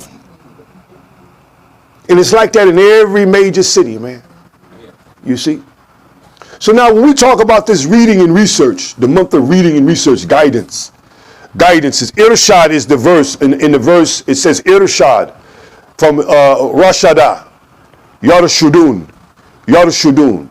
Walk in the right way is a very powerful translation of Yusuf Ali, very powerful, thought-provoking. It's better than perhaps they may receive guidance. It's better than that. See, walking in the right way, there's an implication that comes, there's a story that comes with that, right? Like the guy is on his, like Little Red Riding Hood, right? She's on her way somewhere and she gets diverted. Started out, she knew where she had to go, but she got diverted, right? And it's like some of us, we're on our way to the masjid and we get diverted. You see? Where Allah subhanahu wa ta'ala is implying here in this verse that walking in the right way, it implies the act of doing it all the time. It's an active, incomplete, imperfect verb. Yarashudun, to continuously walk in the right way. Present, current, future. Everything that you're doing is an effort toward walking in the right way. And what happens with us is that Allah is telling us maybe you'll do so, knowing that everybody's not going to do it. Everybody's not going to respond to it like you might respond to it. Everybody's not going to use it for the purposes that you might use it for. Everybody is not religious. You see? You have some people that tell you they're Muslim. Yes, I'm Muslim. I seen some real dark stuff last year. During Ramadan, real dark stuff. What are you guys doing here? What kind of evil is going on here? This is Ramadan. You gonna do that? Real evil stuff. But they're not religious. They're Muslim, but they're not religious. That's why it's easy for someone to look at us and look at us as less than. So here, Imam Muhammad, he introduced us to Bilal. And during the course of his introduction to us to Bilal, we know that there's a social science that was out there. This social science that was out there was one that was predicated on the idea behind keeping you thinking less of yourself. The social scientists knew that if you thought great of yourself, there's a good chance that you would become something great. If you thought great of yourself. But if you thought of yourself as nothing, then 9 out of 10 times you're going to be nothing. And that was their aim. See, us coming out of slavery wasn't enough. See, because when you came out of slavery and you started learning how to read, they had to figure out a way to keep you enslaved. Because you couldn't learn how to read. We couldn't learn how to read when we were enslaved. Only a few knew how to read. But when we were told we couldn't read, it was against the law. They caught you reading something, and they lashing you. They out there lashing you, or they hanging you because you learned how to read. Do you know the Prophet ﷺ would free the captives on the condition that they taught 10 people how to read? On the condition. You taught 10 to read, you get your freedom. But here in slavery, we were told you couldn't read, boy. You better not be reading. What you mean you got a book? Right? And you see the stories how some Caucasian woman would give a black boy or a little black girl a book and hide it for him, and put it in something, wrap it in something, and show them how to read every time they come over to the house, right? Those were true stories. But the tragedy was that in order for us to not continue fighting slavery, we had to be people that did not know how to read. Because there were some laws on the books. See, despite the fact that they had some laws on the books against us, there was some laws on the books that would have helped us out of that situation too. And if you found out what they were, the only way you could is you had to know how to read. But they said once they learn how to read, we got to figure out a method to keep them enslaved. to keep them thinking that they're an inferior race, to keep them thinking they're nothing. So what way can we do that? Because they're learning how to read now. They're learning how to read. And we done whipped the religion out of them, so that's a good thing. We whipped the religion out of them, we raped it out of them. So now there's no more of them saying Allahu Akbar. So they thought. So the social scientists had to figure out a way to keep these people down like they did the Native American. You see, give him a casino, he's quiet now. You see? But for some reason or another, this particular race of people, every time we thought we stomped them out, they come back in droves. And every time we excluded them, they come up with something of their own. They made up their own stuff. You see? Every time we try to stop them, something happens and they keep pushing forward. Despite the fact that we try to kill their leaders. We try to assassinate their characters. Why? So that they don't be having nobody that they can look at that can be iconic, that can affect your grandchildren, your great-grandchildren, somebody they can latch on to. So that's why our seniors are so important, because you are really, in real life, our heroes. You're our national treasures. See, a lot of people don't know that. When you look at our seniors, those are our national treasures. Those are the all-time survivors. You are the all-time greats in this community. You are the possessors of our narrative. You were there first. I would never have got this had it not been for you. So why don't I give you credit? I'm supposed to look at you like you're just a sister or a brother with gray hair. No. You are our national treasures. You deserve flowers all the time. Why? Because you took it on the chin first. In real life, you were at places where you could not sit or eat or even drink if you wasn't white. So don't tell me you don't mean nothing to me, that you're somebody that I can't go to and want to refer back to. You're an authority on what happened to us. You have true possession of our narrative. I need to talk to you so I can get my things straight. Because I'm running around now with my pants hanging to my knees. I don't know who I am. This is serious. I don't know who I am. I'm running around thinking that all I need to do is get me some alcohol, get me some bud, and that's the end of it. Listen to my music, and that's the end of it. I don't know who I am. There's a African proverb: he who does not know his history loses his mind. And you look at society right now, and there are people right now that don't know their history, and they have lost their minds. And what do they do to us in society? They tell you crazy is cool. Crazy is normal.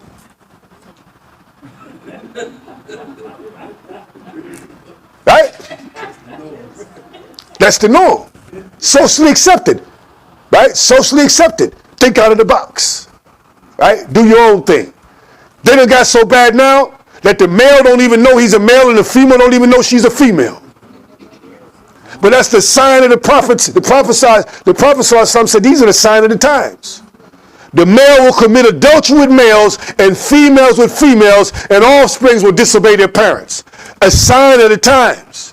See, when they say prophet, the prophet, he's prophesizing. He's telling you about something going to happen in the future. Only he can do that. He's the only one that's allowed to do that, to tell you what's going to happen, what's getting ready to jump off, man. What's getting ready to come. Look at all the prophets in the Quran. They prophesied. They went to their people. The people came to Lot, right? His people, he told them what was going to happen if they didn't straighten up. Musa told them what was going to happen if they don't straighten up. Shaheed told them what was going to happen. The Ad people, the Thamud people, they were told before so that they can get ready for what's going to happen. Noah told them, if you don't straighten up, this is what's going to go down. Ibrahim, same thing. Prophecy, prophesizing.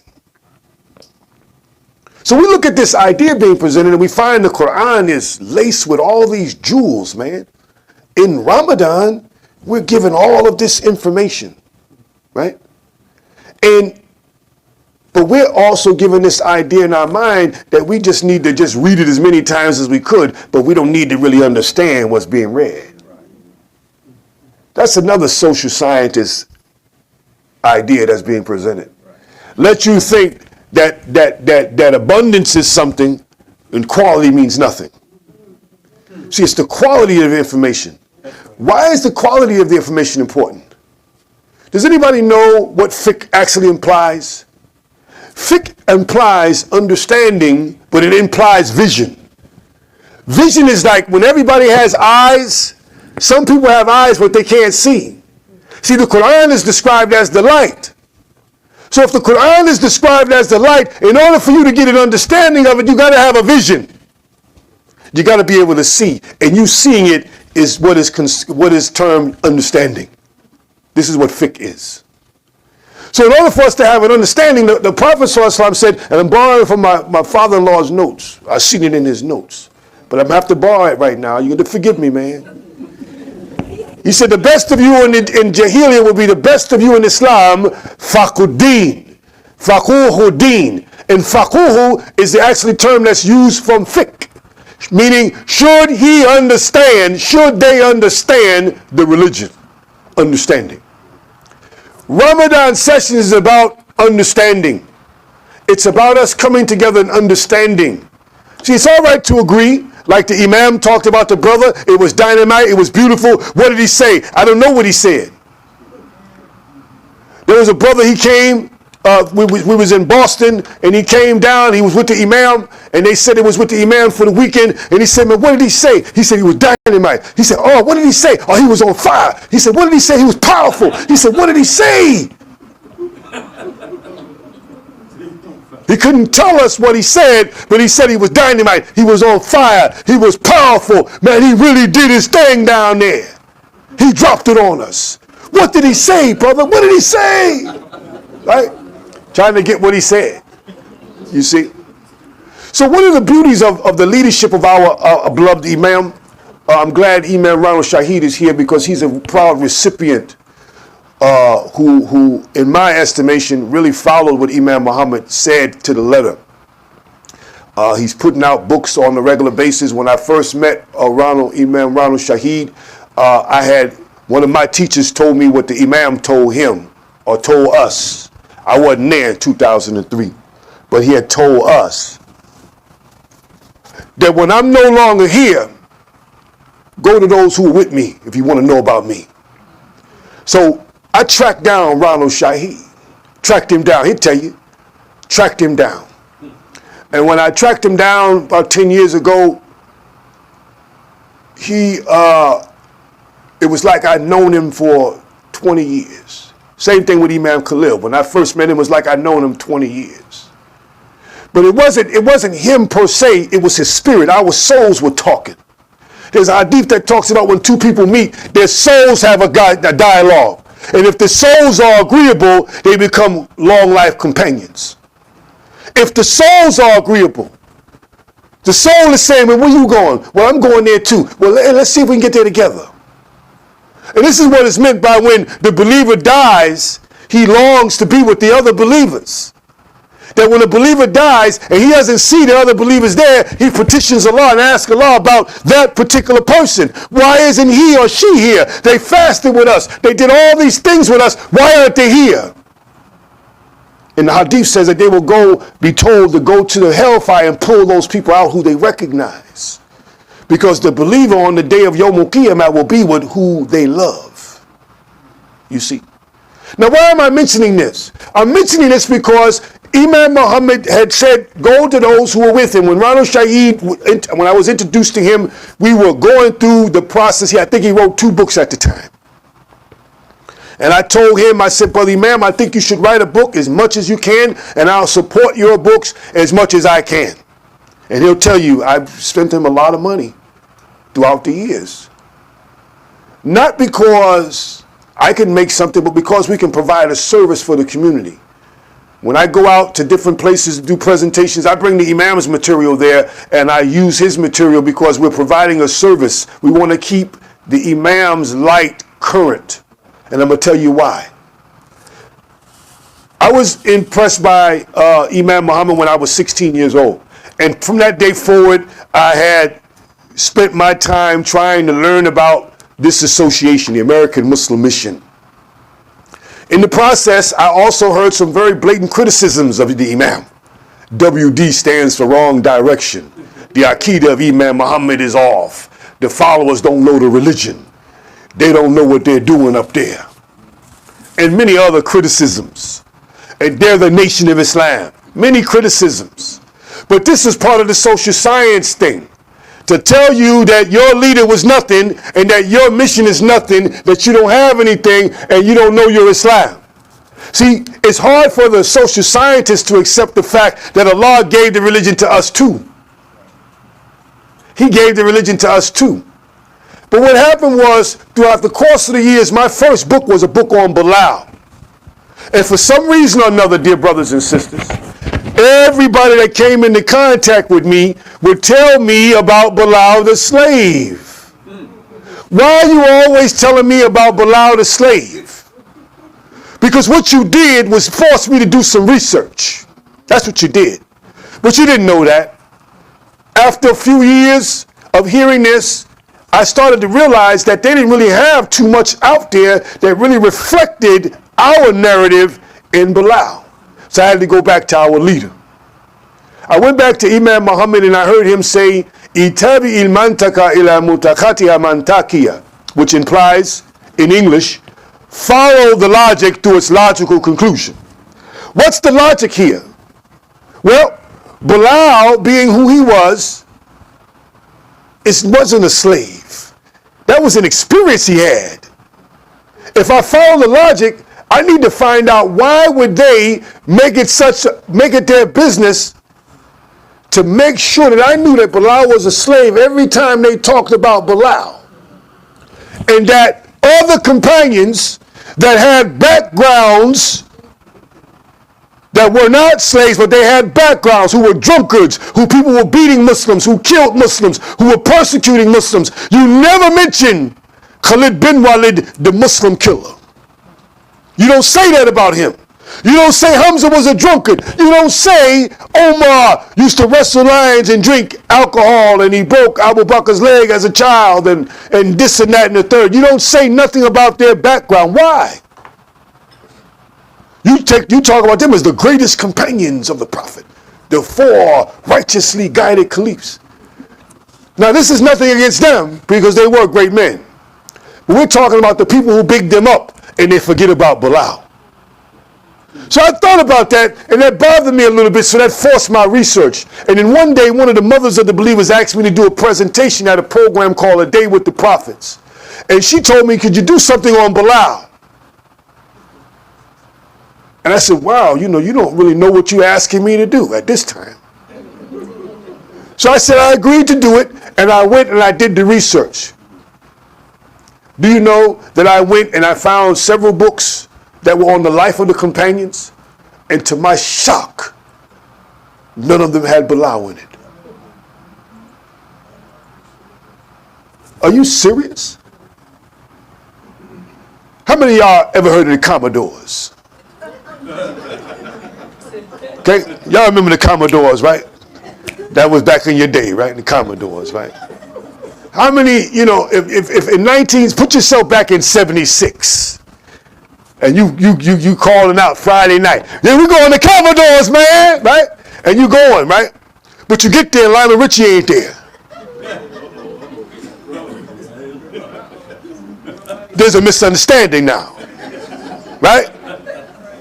You go back a few years, right? You go back a few years, and you pull out your VHS copy of Purple Rain, right? And you put it in, but Prince ain't in there.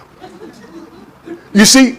That's how I felt when I read these certain books, that Bilal wasn't in these books. Extensive books. Books that shocked me. That they didn't have not one entry of Bilal. And then everybody I spoke to afterwards, they keep telling me about Bilal the slave. Did you know that Bilal, may Allah be pleased with him, never went to Abyssinia? Do you know that Bilal was born in Mecca? That Bilal ibn Rabah spoke Arabic, that was his first language. His mother was a princess. His father was from Mecca, Bilal. And when Bilal decided to leave Mecca, he didn't go to Abyssinia. He went to Damascus, Syria. Why? What you telling me about Bilal, the slave, and you're saying he's al-Habashi and all of this other kind of stuff, and it makes you want to question, why are you telling us this limited edition of what Bilal was about? Do you know that the Imam Muhammad said to us, he said, if you're looking for the Muslim identity, look at the companions. Look at the companions. He said, if you want to find out how to be a Muslim, you want to be Muslim, you want to find out how the Muslims are, how to identify with being Muslim, look at the companions. He said, the great stars in the following of Muhammad sallallahu alaihi wasallam, look at the companions. So I said, wait a minute, man, wait a minute, look at the companions. So what do we do if we follow the logic? You go, you look at the companions, right? But there's some companions you can't relate to. You got to go, I said, take it a step further. In order for you to really get the meat out of what he was saying to us, you need to go and look at the companion that relates to you. See, because there's some you can't relate to. Some of them are filthy rich. Can't relate. I like to be rich, but I can't relate. Can't relate. I love to read. I love to do that. Some of them knew the whole Quran. Maybe someday for me, if not, mashallah, and that's something that I like to do, but right now I still can't relate to that because that's not where I'm at right now. I'd love to do it, have the time. Some of us don't have the time, want to do it, but don't have no time. You know that brother to tell you, yeah, brother man, I'm just trying to get the Arabic. I'm trying to get the Arabic, brother man. 2 years later, hey, brother man, I'm still trying to get the Arabic, man. I'm still trying to get the Ash-Shaheed together, man, you know, right? And so you know how it is. It gets like that for us. We family, we can talk, right? But that's how it gets for us.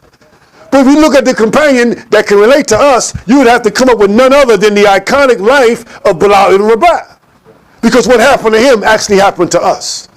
See, when Bilal was in the fields, he was born into slavery. His mother was captured at the battle. Do you remember that time when they had during the battle of during the prophet's birth, they had what is called the battle of the elephant. Well, during that battle, his mother was captured. And she was put into slavery. And she was a princess. His father was from a tribe, Banu Jumma. Get a load of that. Banu Jumma, it was the name of the tribe that his father was from. And so Bilal grew up in Mecca under Umayyah ibn Khalaf. Umayyah ibn Khalaf was the slave master. Bilal was a beautiful brother. They said he was chiseled, beautiful complexion, he had a beautiful voice, and he was muscular, but slender. And Bilal was a very attractive brother, man. Very youthful looking. And what happened with Bilal, he was the highest earner of all of this guy's slaves. So he was out there, he would work Bilal for hard, late hours. Early in the day, late at night, working Bilal, working him. And he said that every time he got a benefit from that, Bilal wouldn't get nothing. He'd give it to the slave master. And then they would give Umayyah ibn Khalaf the credit for it. And then every time something would go wrong, they would try to accuse Bilal of it. They would accuse Bilal of it. They wouldn't give him the credit for the good, but they would accuse him of some stuff. Don't that sound like somebody you know? Huh? That sound like somebody you know? If you look at what happened to us in this country, we came over here in these different tribes, right? Some of you know the tribes, the Shona, the Hausa, the Mandinka, right? The Fulani, right? Many of us, right? And we came over here, many of us are related to those tribes. And when they got here, what did they do? They got free labor from them. That's why you got railroads now. Did you know that?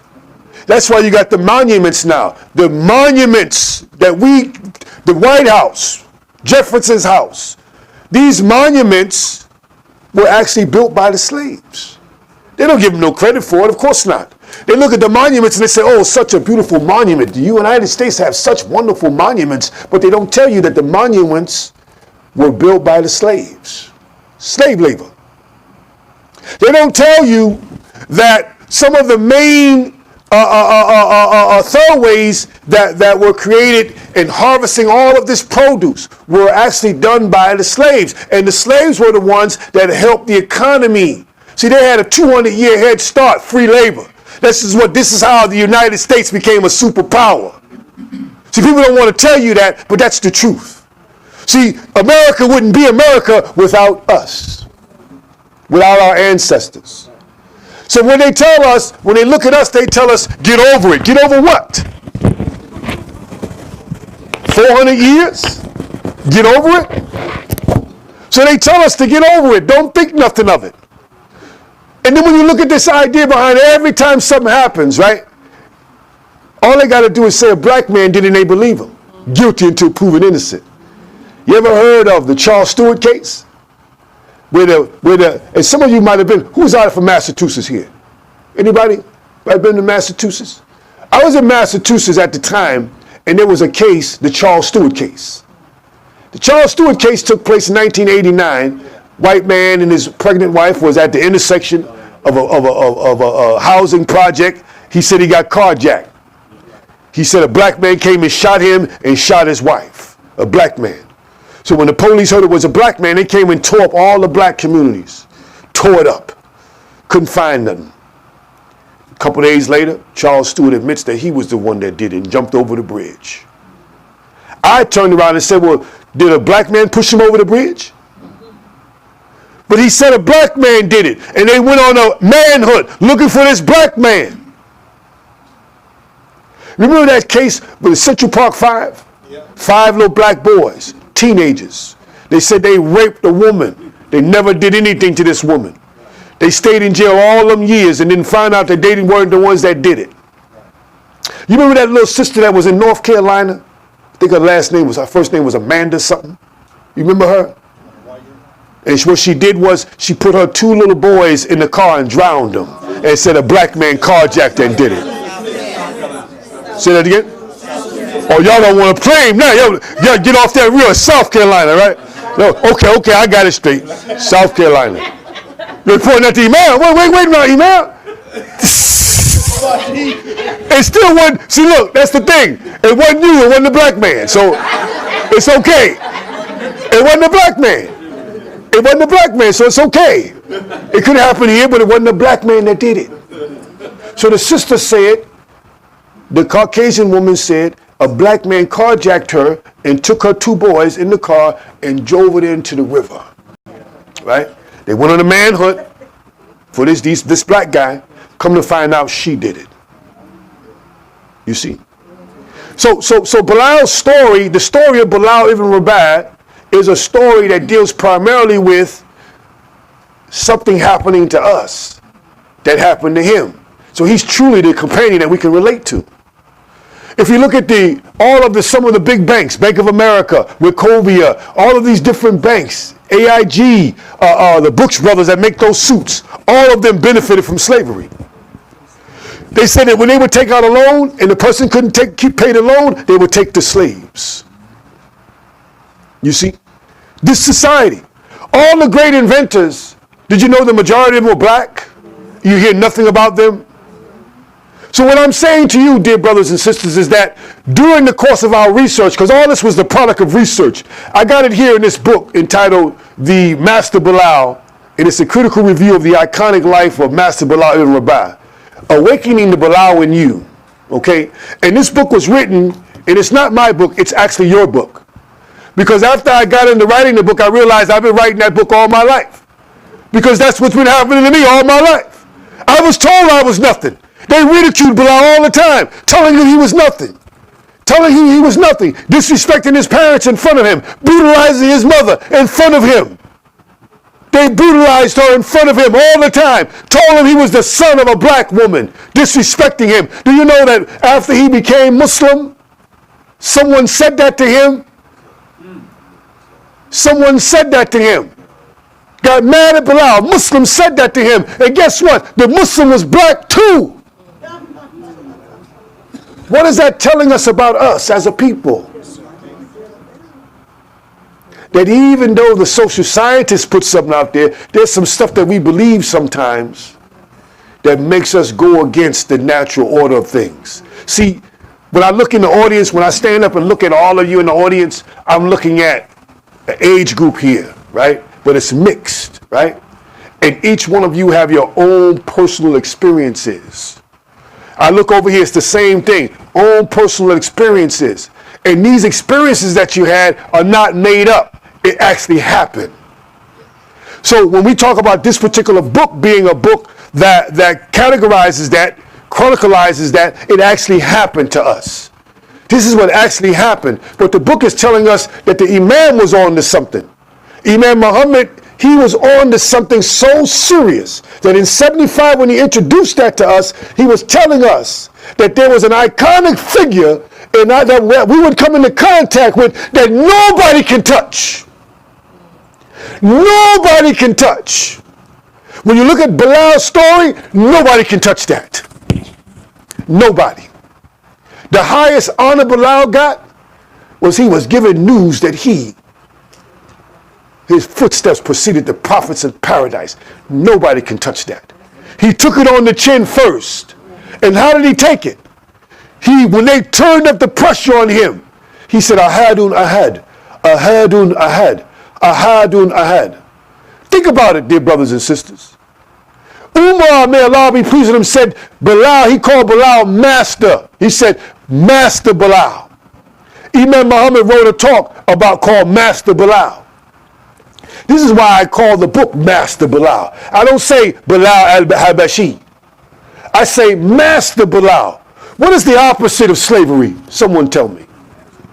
Say that again. Say that again. Mastery. Not freedom.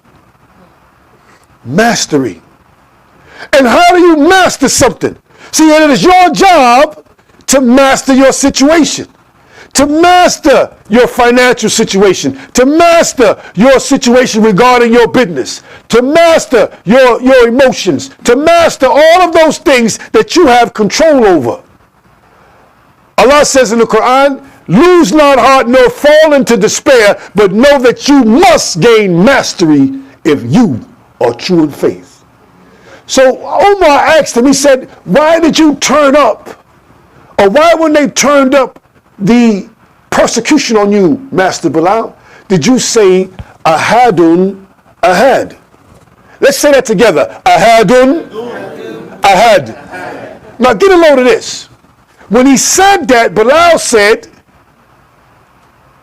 had I known more about Allah, I would indeed have said more. Now, what does that remind you of?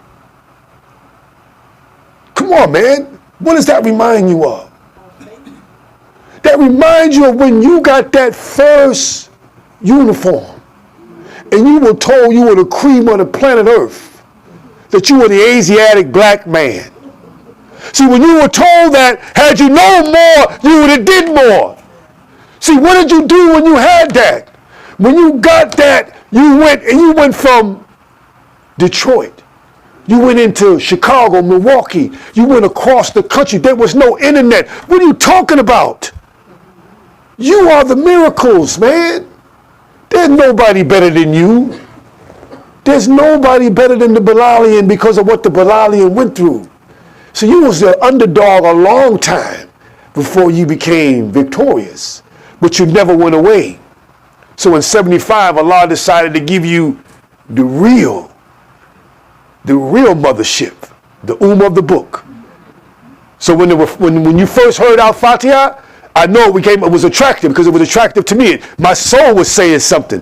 When I heard Alhamdulillahi Rabbil Alameen, Ar-Rahmanir Rahim, Maliki Yawmiddin. When I heard it for the first time, it was like there was something always missing, and this was something that it was replaced.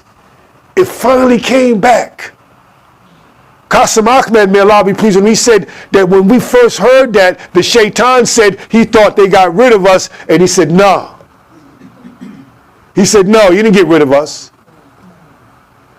So when we look at this idea being presented, dear brothers and sisters, we're talking about us having a mission that was given to us, we inherited it, and we were told that we were something greater than we always was.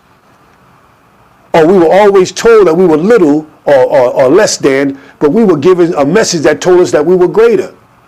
Now, in closing, the iconic figure, Bilal ibn Rabah, may Allah be pleased with him, is a figure that when we think about him, we should awaken the Bilal in us. That's why the subtitle to this book is Awakening the Bilal in You. Why do you awaken the Bilal in you? You awaken the Bilal in you by first and foremost doing what he would have did when the doors are turned in your face. When they shut the doors in your face and tell you you can't, you turn around and you awaken that Bilal in you and never give up. See, when they tell you you're nothing, you keep in mind that you're something. And see, this is a message that you already know about because you're here as living proof of that. You lived through that. You were successful as a result of you maintaining as a result of all the opposition that came your way. But who needs to hear this? Our children, our grandchildren, our great-grandchildren, the libraries, the schools. They need to hear this about that iconic figure that they have not been able to get rid of. Even though you try to tell us he was a slave, even though you try to minimize him. Do you know that during the time of the Prophet ﷺ, the companions did the same thing to Bilal?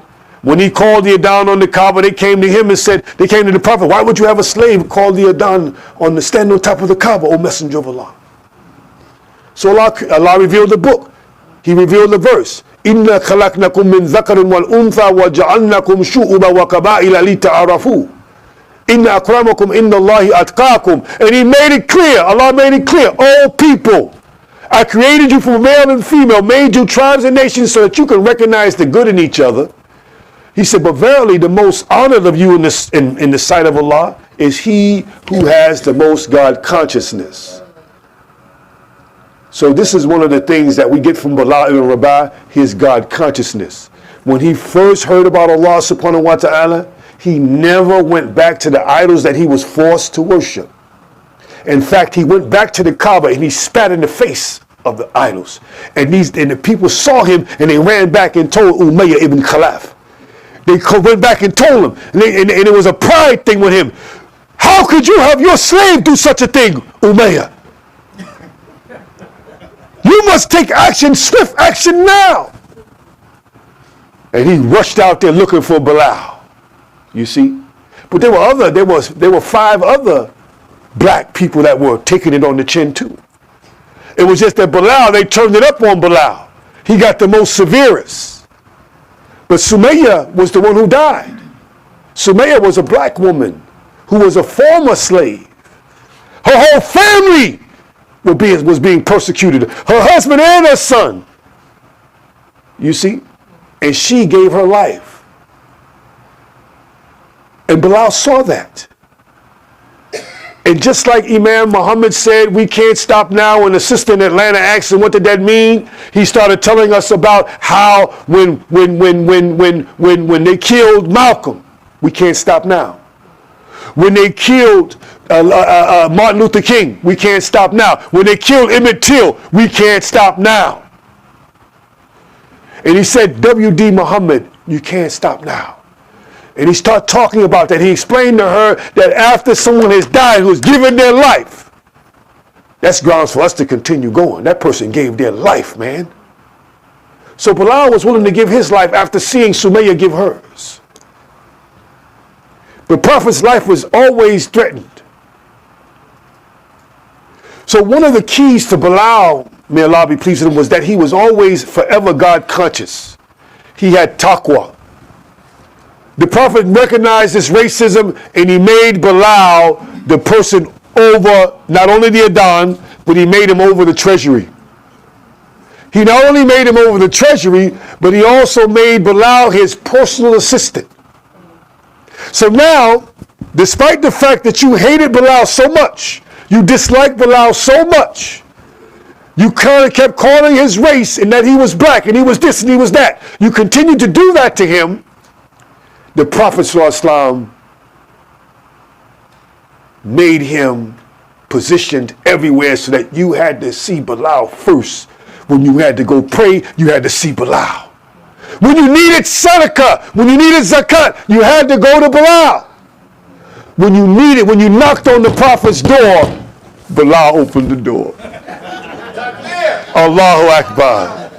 So what is that telling us if we're trying to act upon that and use it as a motivation in us? We have to be everywhere. If you want to get your share, we have to be everywhere. And we can't be flies on the wall. We are no longer those days of being yes men and yes women. That's not us. They need to come to us for the solution. And you have the solution, like Naeem said the other morning. You have the flashlights, man, to show the way. The world needs taqwa.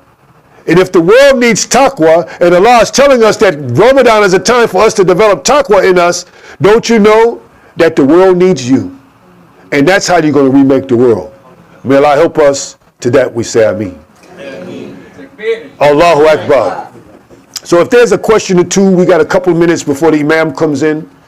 If there's a question or two about what was said, whatever said that was good, and you got something out of it, praise be to Allah. And whatever that was bad, know that was for me, but it was not intended. Yes, sir. You got books here, right? Yes, I do have some books. I have some of these books, and I would like for you to, if you get these books and you read them with the aim that I read the material is. They're $20. But when I read the book, the first book I had on Bilal, it wasn't enough for me. $20. They were not enough. And so what we did was we went and we got the book, Shukran. We got the book, and what we did was we looked at the book and we saw what Imam Muhammad was doing with us. They're outside. What Imam Muhammad was doing with us. Huh? Yeah, after we talk, we can get him. But Imam Muhammad was drilling something in us. And he was giving us something that would be able to keep us together after he was gone. So we can revive it in us. That's why the subtitle was Awakening Bilal in You. Awakening it in you. When I first did this presentation, I had 50 books. It was 10 books. There was 10 minutes, the books were gone. Because the believers that were there, all of these seasoned members that were there, they realized the need for us to come back together, because Mr. Charlie done told us he don't care about us. He don't care about us. So maybe it's meant for us to love each other, man. Maybe it's meant for us to celebrate each other. Maybe it's meant for us to do that. So we ask Allah subhanahu wa ta'ala to help us to continue celebrating us, to celebrate ourselves, so that we can properly get our share and remake the world. And to that we say Ameen. Allahu Akbar. Okay, so if there's no more questions, I'm going to, yes ma'am. I have a question. Yes. You know, Imam Muhammad said, as for me, I'm Bilalian, and I think you should refer to yourself Yes. as Bilalian. And we were really proud of that for about 10 minutes. Right. But somehow along the way, we let somebody else convince us that we didn't want to be called Bilalian, or that wasn't something to be proud of. And I really don't know. I wasn't in but one place. Okay. But I know that people were in different places, and you kind of mentioned it, some of the things that were said about the Bilalian. And somehow that trickled down. Yeah. Somehow that, I think I was still in Colombia, but somehow that trickled down where we weren't proudly saying I'm Bilalian anymore. Right. And listening to you today, we need to do something about that. We're going to do something, inshallah. We're doing something about that. Because, like you said, there was a time in which we were proud. I remember when I was a teenager, man, I used to wear this rag on my head. The Imam went somewhere and he had put the rag on his head. I went and got me a handkerchief and put that on, man. I was the AMM, the American Muslim Mission, and I was proud to be the Bilalian. I was proud. But what happened was, after researching Imam, and you got some heavy researchers here, the Imams that are here, all of them are heavy researchers on Imam Muhammad, and they'll tell you that Imam Muhammad never told us don't call yourself Bilalian. He said he got some flack. He said he got some flack because, see, this is the thing. Sometimes we got to bring common sense in the conversation. We got to get him on the line and get him in there and talk to him. and say, common sense, why is it that it's all right for me to be everybody else, but when I start talking about being who I really am, there's a problem? That's right. And that's all it is. We're claiming us now. We're claiming who we are. And because we're claiming who we are, there's no other person in the history of in our lifetime that we can identify with the way we can with Bilal. That's an iconic figure, and nobody can touch him. You can try to deny him by saying he was a slave, but when we do some research that Imam Muhammad taught us to do, he said, follow the logic, man. Don't leave it like that. Don't let somebody just tell you. No, we're supposed to be telling them. It's our narrative, not theirs. Yes. Imam Aziz, have you seen the movie that was produced? Yeah, and that was just another way of them trying to water down what our narrative is. See, what has to happen is this: that we got to get together as consultants and get the resources and start putting stuff out ourselves. And we got some trailers on some real serious brothers that worked in our history and did some serious work. And we need to start thinking about doing that. Yes, sir. Yeah, in the classes when Imam was teaching the students, the young students, he said that Muhammad the Prophet, praise and peace be upon him, he saw us in the future. He said he promised that he was going to talk a long time on it. He never did, but he said that because of Bilal, he saw us. That's right. In the future. You know, and on one occasion, Imam called himself Bilal. He said, "I'm Bilal." That's right. You know, I think you're right. I think it's In the book, I think I got 3 or 4 articles that Imam Muhammad did on Bilal. Yes, go ahead. I think Bilal is a role, R-O-L-E. That's right.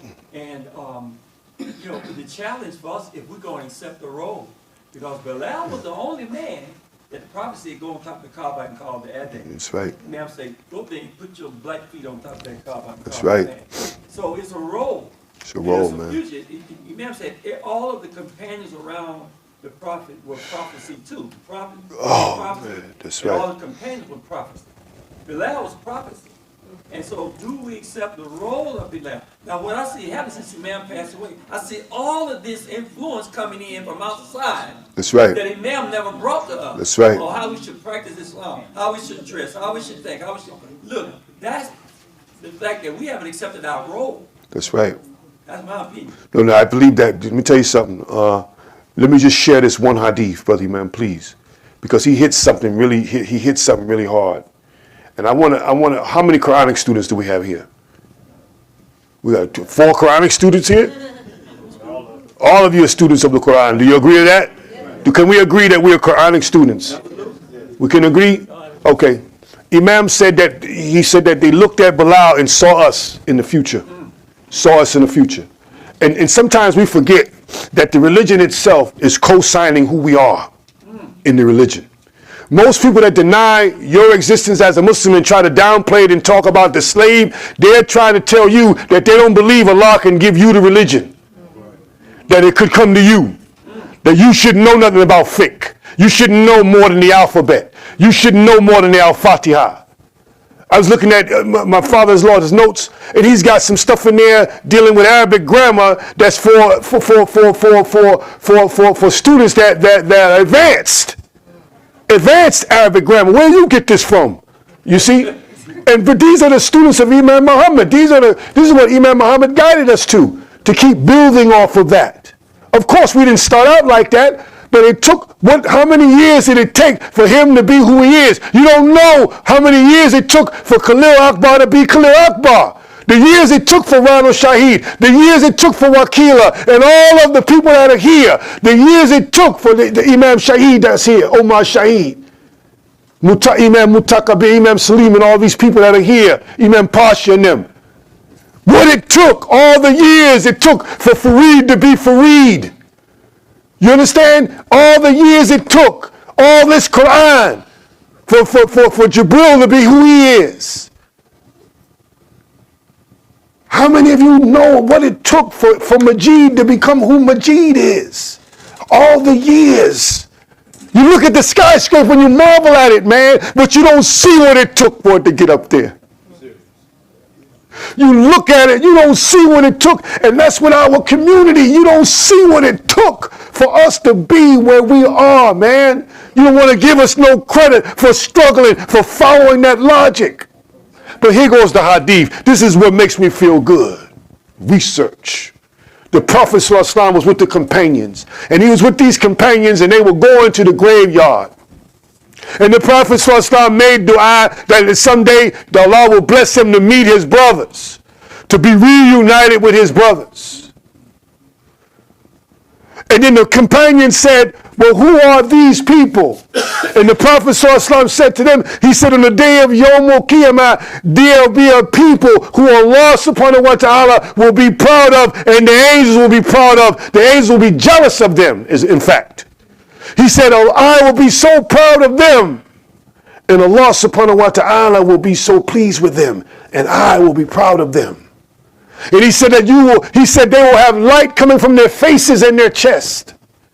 And the companion said, who are these people, O Messenger of Allah? And he said, they're not from us, and they're not from you. He said, these people will get this honor because they will be the ones that will call the people back to the Quran when they went away from it. They will call the people back to the Quran when they went away from it. Who were they talking about? I don't know no community that does more studying on the Quran than us in the last 33, 35 years, man. That's all you hear from our community is this application of the Quran. The Quran, the Quran, the Quran, the Quran, the Quran. He said that they will have lights coming from their faces and their chests. That these people, I will be so proud of them, that the angels and all the other people will be jealous of them because of this high honor that they got. And they said the reason why they got this high honor is because they brought the Quran and revived it when people went away from it. You look at what's happening in this society now, and you look at all of these groups that come up talking about they're practicing Islam, how they went away from the Quran. And how this guy that you dismiss all the time, he's coming and he's talking about what Allah is saying in the book. He's talking about what Allah said and what Allah's command is, what Allah's prohibition is. And you look at that person and he's the aswad. He's that black man or that black woman that you dismiss. You dismissing him. He ain't supposed to know anything. Where did you learn that, brother? I get that all the time. Where'd you get that, brother? Did you go to Saudi Arabia, brother? You learned there? I said, no, I've never been there before. Never been there. My sheikh is from Detroit. Detroit. You see? And so we have a proud heritage. So when you hear Bilalian or you hear Bilal, you hear the terminology, know that he's greater than what they say because they don't want to give you the whole picture of him. They give you a half picture of him, like the people that when the Prophet ﷺ told them to show him in their book and they covered half of it. And he said, no, move your finger. You see? And so that's what they try to do with Bilal. They cover half of it and give you the slave piece. But what about the slave piece being one that he used to be and now he triumphed, he never looked back and he got the greatest honor by preceding that of the Prophet. Who got that? Who got that in the history of Islam? To precede the Prophet's footsteps in paradise. Who got that? Who got that when they were the first treasurer? When they were the people that when you went to the Prophet's house, you had to see him first. And he had told you, no, you can't see him right now. So that told you about what the Prophet thought about racism. He knew it wasn't nothing. It was a psychology. That's all it was. And for those who think white supremacy exists, it's only because they believe it. It don't exist, man. You don't believe it, don't exist. The best of you is he who is most God conscious.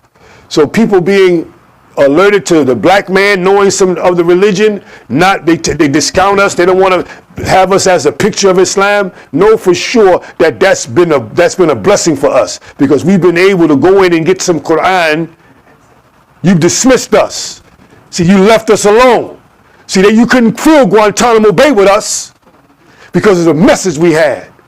See, if we got the other message, we would have filled that place because we stand behind what we believe. We go all out. We put our all in that. But we were protected from that. And Imam Muhammad protected us from that. Think about it. by giving you a sober message. May Allah help us. To that we say Ameen. So we want to thank you, dear brothers and sisters. It's always a pleasure and honor to be here in front of you at Masjid Ash-Shaheed. Thank you, Brother Imam. Abu, thank you so much. At the same time, we look forward to hearing from you again soon. Assalamu alaikum. Takbir.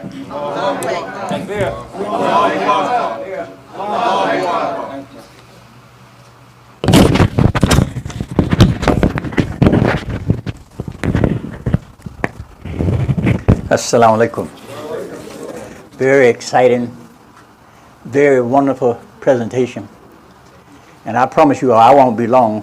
I feel like the man who's coming up behind everybody else saying, hey, I ain't got nothing to say.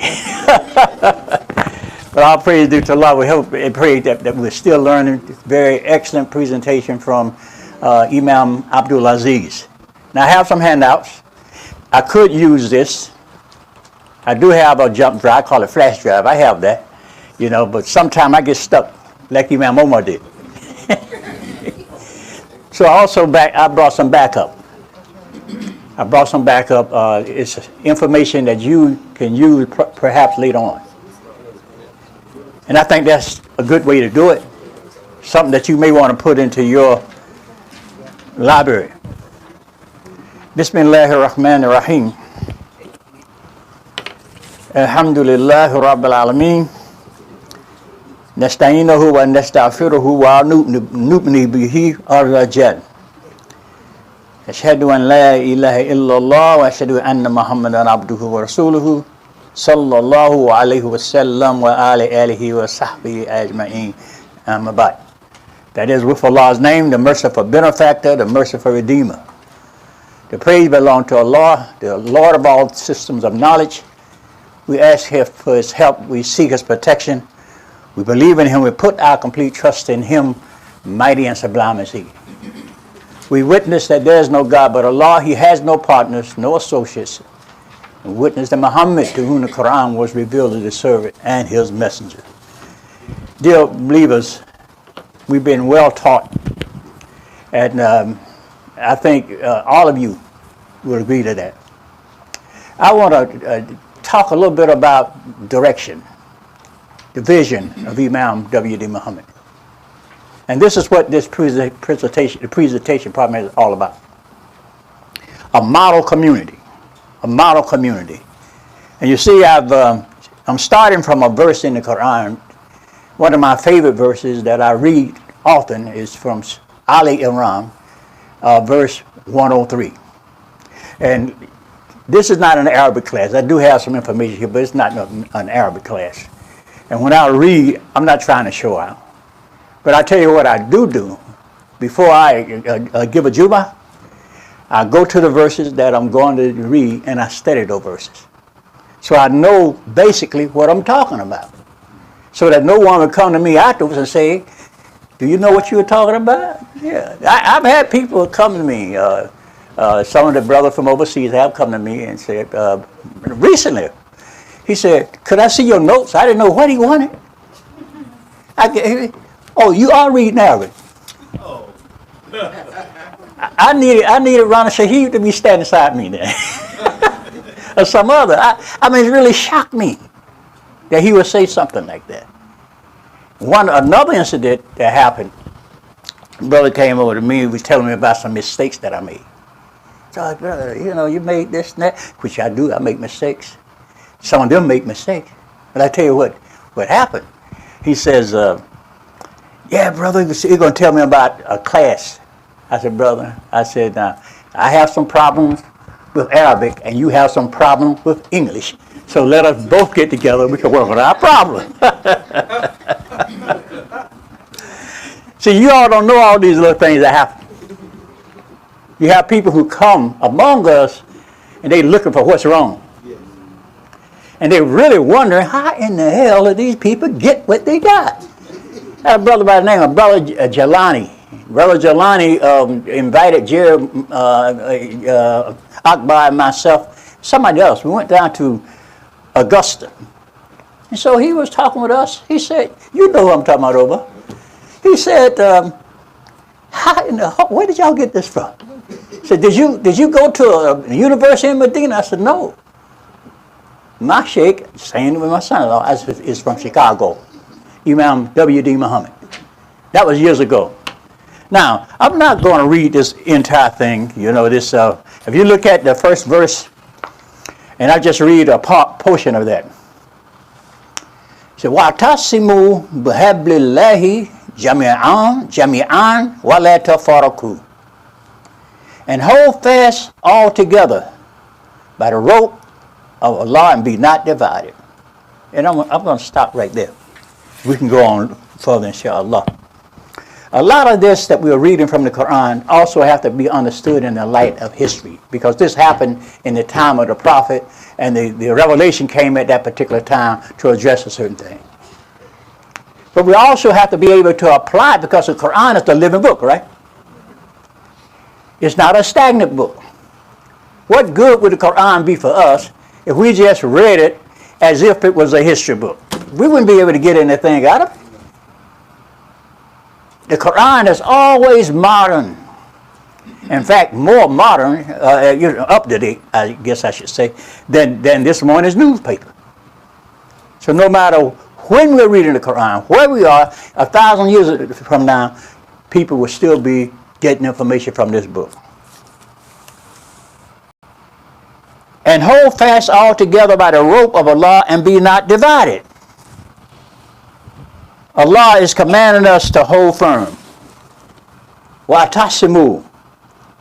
And they say this is an affirmative verb, come from asama, mean to hold firmly to cling to grab onto. The dominant idea is bringing an outward act into inward act, and it denotes self-gain and repetition. It means that whatever is to be held is brought from the outside to the inside and is critical to life itself. What is being held? Bihabl, the Quran.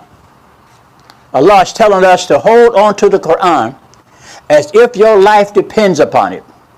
In fact, your Islamic life does depend upon it. Now, the same word, habl, is used in another verse in the Quran. I think it's verse chapter 55, I believe, 64, verse 16. Where Allah says, وَلَقَدْ خَلَقْنَا الْإِنسَانَ وَنَعْلَمُ مَا تُوَسْوِسُ بِهِ نَفْسُهُ. And we have already created man, and we know what his soul whispers to him.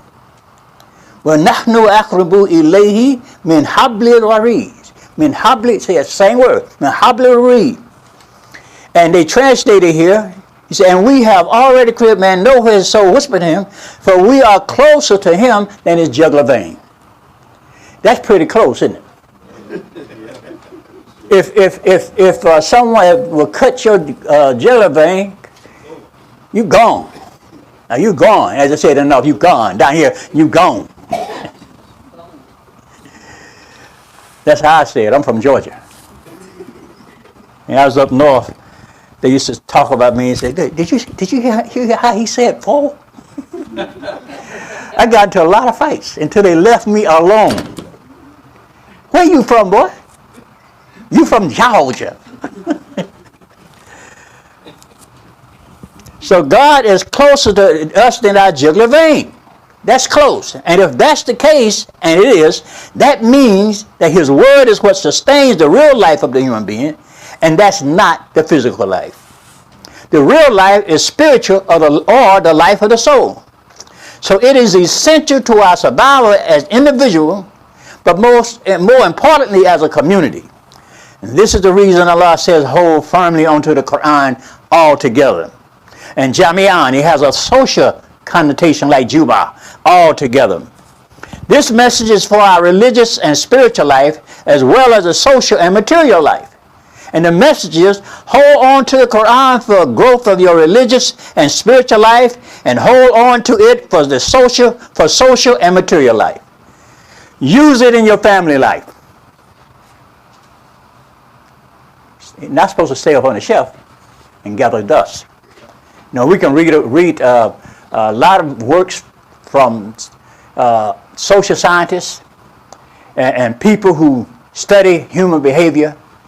You're not going to get anything from them like you're going to get from this Quran. And they have people, they say, well, human nature is basically good. The problem I have with the social scientists is this, and I studied, my field is human services, so it's an umbrella. The problem I have was this, they never mention that what they got is from God. They only go so far. They talk about Maslow, hierarchy, needs, and all that. That came from somewhere. It was religion that taught people those things. They picked up religion, and what they did after they picked up the religion, they divorced the idea of God from that religion. I don't normally talk this loud, man. So if I start coughing up here, you know, please excuse me. Use it for your spiritual life. Use it for your intellectual life. Use it for your moral life, your material and social life. Use it for your business aspiration and for your political ambitions. And Allah reminds us of the importance of staying together. He said, وَلَا تَفَرَقُوا, and be not divided. They say this is reflexive. The action falls back on the doer. Do not divide. Look at the divisions among Muslims now. Shia, Sunni, Hanafi, Maliki, Hanbali, and Shafi'i. And then look at the Western style division. Black, white, brown, red, yellow. The Prophet promised us, he said, I'm leaving you with two things, the Quran and my Sunnah. And if you hold on to him, what did he say? You won't stray. What has happened? Is the Muslim world astray? Did they hold on to what Prophet Muhammad, the prayer and peace be upon him, said they should hold on to? No. And I heard a lot of our speakers already say, you know, they held on to this is Imam language, dark traditions and culture, and they hold on to those things so severely, so hard, so intensely, until they think that it's part of the religion. That's why sisters and men have a lot of problems with some of the social norms in these society. It did come from the Allah and the Prophet. It comes from them and their ignorance. Knowing that what we have to deal with should make us weaker in our commitment to be Muslims and to propagate our lives. It should make us stronger. There are some strong among us, but they are so few. And the strong among us is committed to continue this work, to realize the vision of Imam W.D. Muhammad, and to establish al-Islam as a major influence in our society. For years, a subtle work by enemies has been done in this country to make the American people and the people of the world think that our religion is an unpopular religion. First, it was done to contain the good works of the late Honorable Elijah Muhammad. May Allah forgive him his sin, grant him paradise, so that it would not reach the many of our people. He was a man with the third grade credentials from Georgia in the time of Jim Crow laws here in the South. Basically, internationally naive. He knew nothing about religion. He was taught by his father, I think his name was Willie Poole, a Baptist preacher. But he rejected those teachings because he could not reconcile what he heard with the treatment of his people. And he was conditioned by the plight of his people to receive a man like Professor Farad Muhammad and his teachings, which presented a different picture about God, the devil, the origin of the universe, and man, the origin of races. And the teachings of Dr. Farad was satire. Who knows what satire is? Satire it actually has a message. And satire is when the satirist, I guess that's what they call him, he's trying to reach a certain segment of the population. And he can't give it to everybody. If he puts it out there for everybody, they're going to mess up his plan. So he has to disguise it. He puts it in the satire. And the satire presents a certain picture. And that's what the Nation of Islam was, satire. Yaqub history, the mothership, black man's God, the queen. Of course, you are queen, sister. You're still queens. Satire. That could not be reconciled with any scripture of Revelation. The enemies of the Honorable Elijah Muhammad used this teaching to contain the good works of the Nation of Islam. Their strategy was to frighten the public by painting Islam as a black religion led by angry, hate-mongering black men and women whose aim was to destroy this country. But listen, the Nation of Islam didn't advocate violence. The women was forbidden to carry weapons. Said we were told don't carry as much as a pen. Now I'm going to tell y'all something. I know we did say that in talk, but some of them brothers that's selling paper, man, they was armed. That's true. They were armed.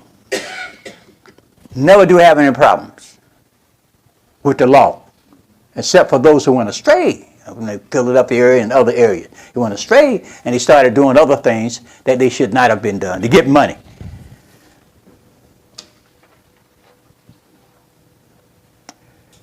Elijah Muhammad disapproved of the rioting and burning down of our neighborhoods. He told us to give respect when respect was due. If you work for a white man, give him an honest day's pay. Y'all remember that? An honest day work for an honest day's pay. Pardon me. Do not cheat him. Lawbreakers would not welcome among the following. So the public image that was put upon the Nation of Islam by the media was an oxymoron. It wasn't congruent with the behavior modeled by the general membership. In fact, to say it plainly, it was contradictory. Now, the effects of this strategy to discredit the community obscured the message of self-help, nation building, emphasis on personal cleanliness, honesty, education, business, independence for government handouts. Now, Imam W.D. Muhammad is considered by some as having to start the Nation of Islam. We differ. He only changed those things that were part of a strategy to attract deprived, inner-city, uneducated blacks, and those teachings were not designed to last forever. In fact, we were taught by the leader of the Nation of Islam that he was not teaching us religion, but another one would do that. Imam W.D. Muhammad transformed the Nation of Islam into the community of Prophet Muhammad. And of those of you who heard his first speech in Chicago, how did he describe this community? He said, you all look like Joseph's coat of many beautiful colors. He said, if I want to marry a white complected woman, I can get her right here. A black woman, I can get her. A brown one. That's what he said in his speech to us. We witnessed that Imam W.D. Muhammad, the son of the Honorable Elijah Muhammad, that it was his efforts with the help of God that pushed the truth to the forefront here in this country, and that this religion is not the religion of black nationalists of America, but it is a religion of human beings all over the world, regardless of their ethnicity or color. Another part of the solar strategy was to deprive the community of its economic holdings, so that if it succeeded in transitioning from being perceived as a black separatist group to a legitimate religious entity, it would be nothing more than a harmless pie-in-the-sky movement. No business, none of that.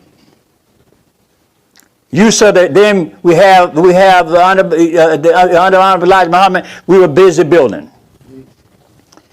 We used to boast about this. 18-wheelers transporting almost 1 million newspapers weekly. Produce from farms in Georgia and Michigan, and you owned your own supermarket. You know, I go to Chicago and buy 1 can of sardines. I said, boy, this is ours. I don't want to open that package. This belongs to us. White and H&G.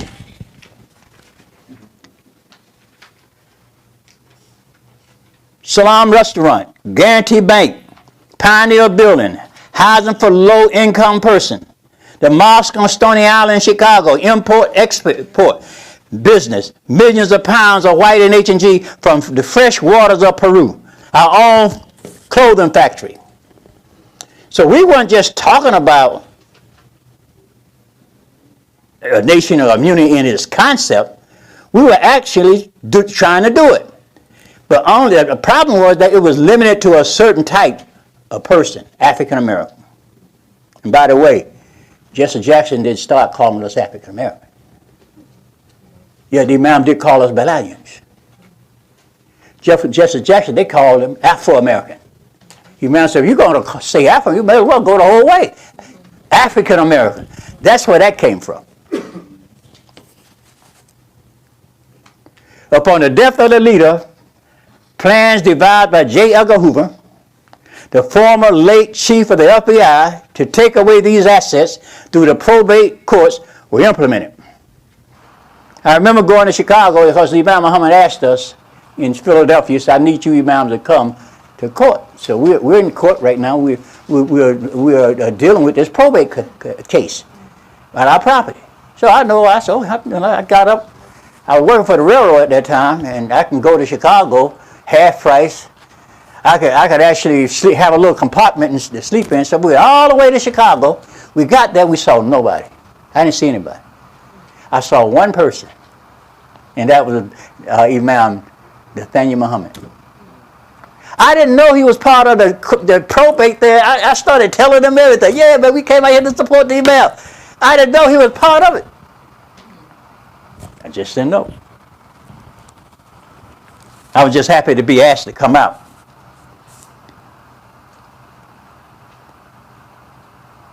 This resulted in most of these assets being sold or given to Attorney Cook to satisfy legal debts.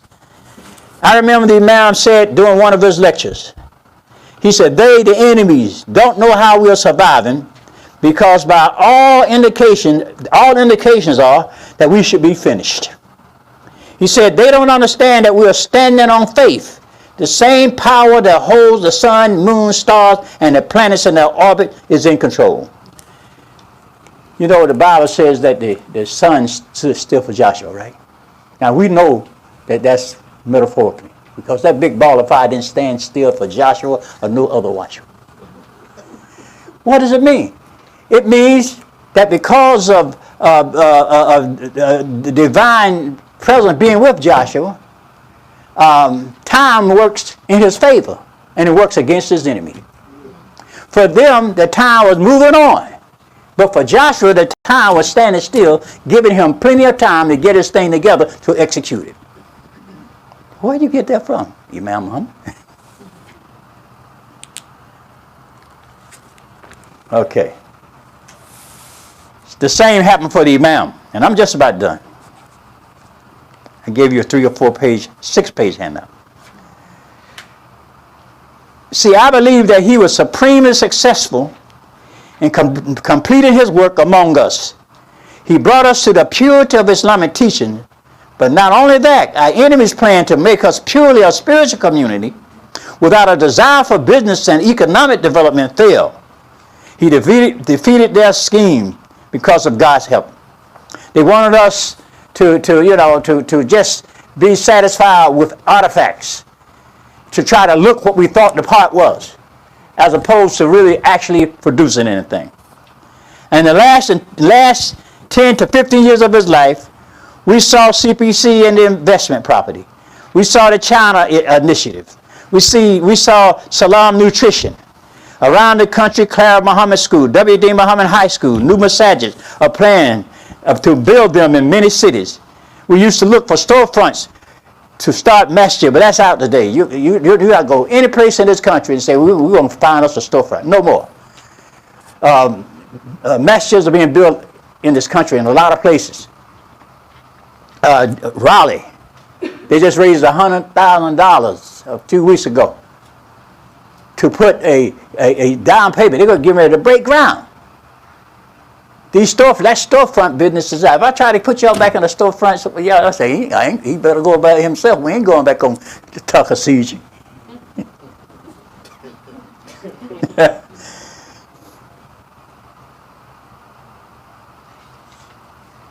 The vision of community building was not a new concept for the many of us who came into the community to honor the Honorable Elijah Muhammad. We were doing it then. We just had to have our directions adjusted as far as our religion was concerned. And when God showed us the right way through the Imam's leadership, like good soldiers, we did an about face and started marching in a new direction. The prophet said, the best of you in the dark ages are the best of you in Al-Islam. Now sometimes they translate that to make it mean like only the ones who was in a particular time period, the best. No, you came out of the dark, people who were in the Nation of Islam, you came out of the dark ages just like we did. If you were the best in that time, you're the best now. We have committed people who knew nothing about the Nation of Islam. They only know what we told them or what we tell them. That young man, my son-in-law, he's one of them. And we can point to others. But what I don't like to hear is this. Man, I never would have been back there. That's stupid. I'm glad you weren't back there because you wouldn't have made it, buddy. You would not have made it. I'm too intelligent. You wouldn't have made it. Abu Bakr, Omar, Uthman, Ali, Bilal. Many who were hard workers in the Nation of Islam became solid supporters of Imam Muhammad. Up close supporters, others without notoriety. Now, Allah says in the Quran, Quran again, "Kuntum khayra ummatin ukhrijat lin-nas, ta'muruna bil ma'ruf wa tanhauna 'anil munkar wa tu'minuna billah." You are the best of community, raised up for the benefit of all people. You enjoin what is right and forbid the wrong and believe in Allah. Now, the operative term for focus is linnas. All people, for all people. This expanded worldview, the expanded worldview we are introduced to in the Quran is much different from the narrow focus of the Nation of Islam. Whereas the thrust of the Nation of Islam was for the black community. Allah is telling us that that is not what He wants. Allah does not want a community divided along the lines of race, color, or ethnicity. He wants a model community that will be an inspiration to all people and one that can be taken anywhere in the world and accepted by people everywhere. But as we move forward from that, narrow frame of reference of community building community life, then all we have to do is expand our paradigm, shift the way that we perceive community life, and keep the good and throw out the no good. This is natural for everything in creation. As creation evolves from stage to stage, it maintains its most essential qualities. A butterfly is an evolved caterpillar.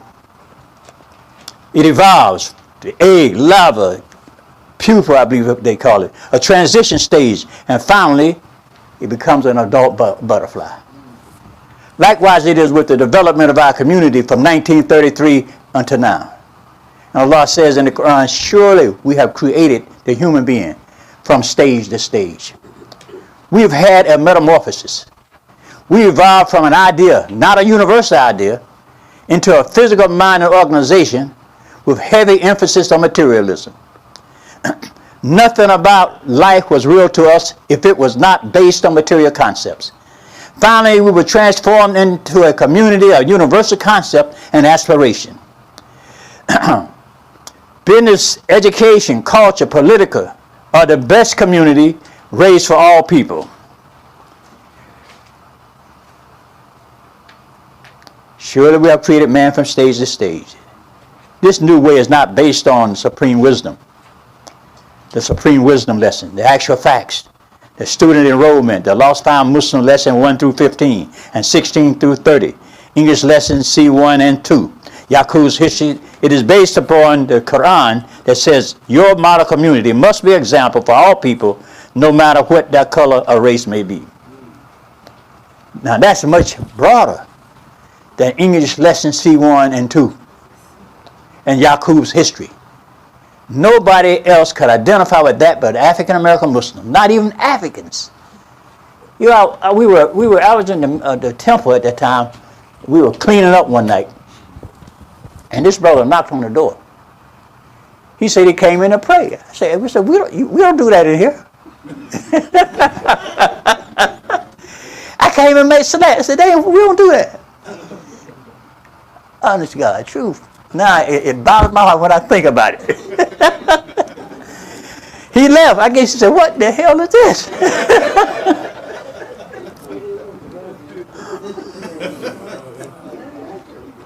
We needed the universal message of Quran, not the satire, not the strategy.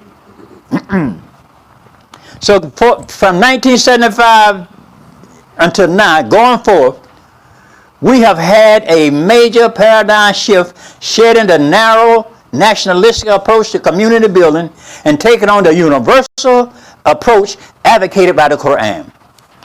The Quran is a living book, and when people sincerely embrace its guidance, it has proven to transform their lives and make them God-fearing and loving people.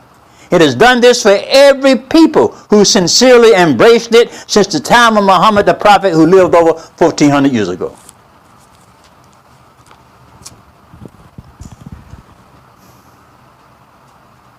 In the Prophet's last speech, he mentioned, this is Quran.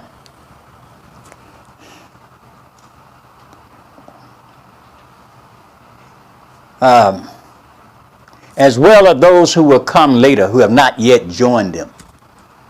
This is in Juma, chapter called Juma. Trying to think of the words.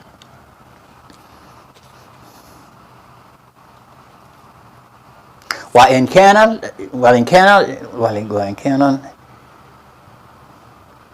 No, okay, I'll just leave that alone. I go back later on.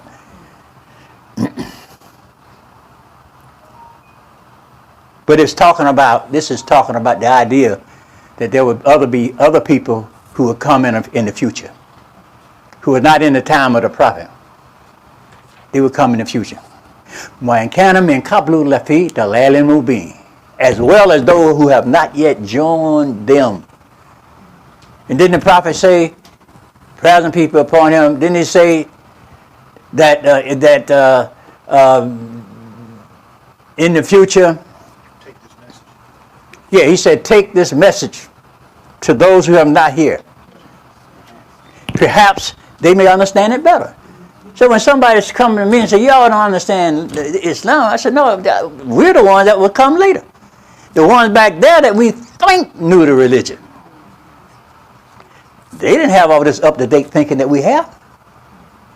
They hadn't caught up with the wisdom in the Quran. We haven't caught up with it. So it's no sin to say, well, maybe Omar didn't know this.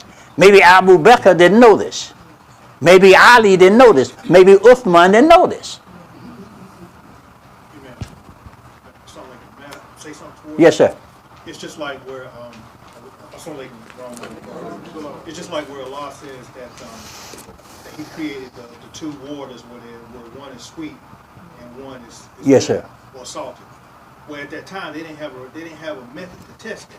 That's right. And then Jacques Cousteau comes along and he's able to test that, and then as a result of him testing it, Oh, yeah. he came. Bearing witness. Yeah, bear witness. Allah bless Imam W. Muhammad with the insight to grasp the Quranic message of a model community and to point the way to achieving it. For those of you who say, well, he's not here today and we don't have his presence now, a part of that shifting paradigm is perception of leadership. Where is the leadership of Imam W.D. Muhammad? Is it in his flesh? Is it in his personality? Or is it in the knowledge body, a body of knowledge he left with us? It's in the body of knowledge, his insights. And those who cherish this gift of knowledge from Allah and follow it to continue the work of building community life are the resource for people. That's where we find the leadership. Now I ask this rhetorical question. Did Joshua discover a new body of knowledge when Moses passed physically from this world? Or did Abu Bakr, Uthman, Ali, companions of the prophet, find a new body of knowledge after the passing of the prophet? The answer is no. Joshua followed Moses' footsteps and took the people into the promised land. But in reality, Moses was still the leader, and Joshua was following his leadership that was embodied in the knowledge that Moses left with them. The great companion of the prophet did likewise. They followed the knowledge that the prophet left, and Al-Islam spread rapidly throughout the known world and became the most influential force in the world. But the prophet was and is still the leader because he is the one that received the revelation. We have the Quran, the life of Muhammad the prophet, and the insights of Imam W.D. Muhammad on these sources. So much so until it would take a long time just to get all the benefits from it. Long after we are gone from this earth, this leadership would still be existing because it is founded upon the model community of Prophet Muhammad. You are the best community that Prophet Muhammad established. You are the best community brought out or raised for the good of all people. You promote what is good and forbid what is bad, and you believe in Allah. What community is this? The community that has in its membership all people, in which all people have dignity. What did Muhammad say in his last address? The prophet, praise and peace be upon him. He said there's no Arab superiority over a non-Arab and vice versa. There's no black man superiority over a white and vice versa. He said, you are all the children of Adam, and he was made from dust. Certainly the children of Adam are all born nobles. So now racism and ethnic superiority is destroyed by Muhammad in his time. He also says that all human beings are equal like the teeth on a comb. Now, we're just about done. And I said some of this already. No social science exists that is equal to the Quran as a tool of reformation and transformation. The first migration of Muslims were to Abyssinia, now known as Ethiopia. It was not to Medina. Africans were the first to embrace Al-Islam outside of Arabia. About 85 of the Prophet's followers went there seeking asylum from the persecution of the Meccans. They were granted asylum. What a great sign that Al-Islam will come again, migrate to America, and it would be the African Christians that will embrace it first. That's from Imam W.D. Muhammad. Much of what has happened in Scripture is referencing us. Read about the Jewish history and their sojourn in history. Most of us, we don't have no problem with that. It happened, but it is a sign of the future as well. Now, historically, you can't even find that, can you? There's no history of Jews ever being in Egypt. Does the Quran talk about it? Yeah. So you can find religious history, but written history, and this is a history that goes back thousands of years, 7,000, 8,000 a year. You can't find that. So those people must be somebody else.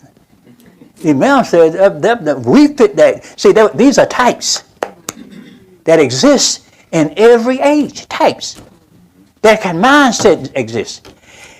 It exists in this age too. The promised land is not a piece of physical geography. It's not leaving Egypt and going someplace else. It's not leaving Egypt and going into a land to find milk and honey. The promised land is in your consciousness. The wilderness. They say they wander in the wilderness for how long? 40 years. Could that be talking about us wandering in the wilderness of our own consciousness all these years? What happened? Eventually, another generation came up. Listen, another generation came because the old generation had so much confusion going on until they couldn't get into the promised land. So Joshua comes. See, Imam Khalil, all you guys say, I think we're going to be the one to take us in the promised land. Not saying we're not going to be making contribution. We are. Praise be to Allah.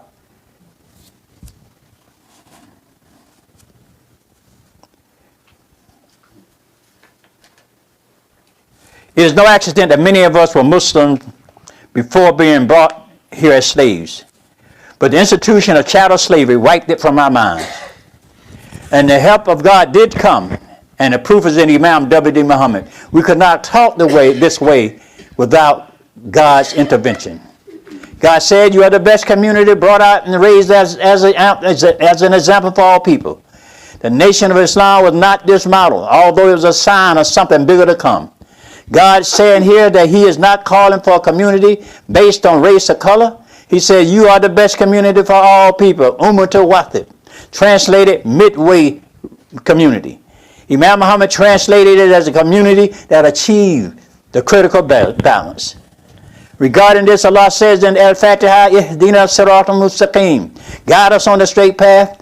And the straight is not as in a straight line, but straight in terms of balance.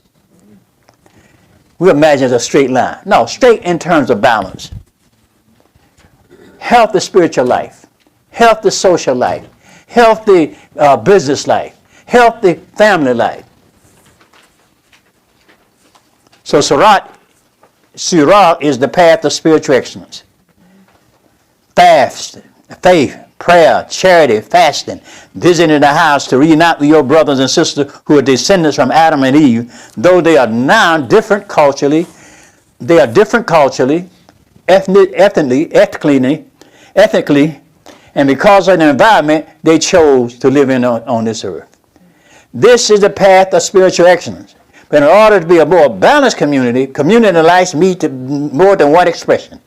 We need also the practical expression to complement the spiritual expression. This is how the Imam, based on what, as I understand him, visualized this critical balance. It says, invite to the way of your Lord with wisdom and beautiful preaching, and argue with them in a way that is best. Indeed, your Lord is most known of who has strayed from his way, and he is most known of who is rightly guided. What is the sabil? The sabilillah. That's what it says in the verse that I just read.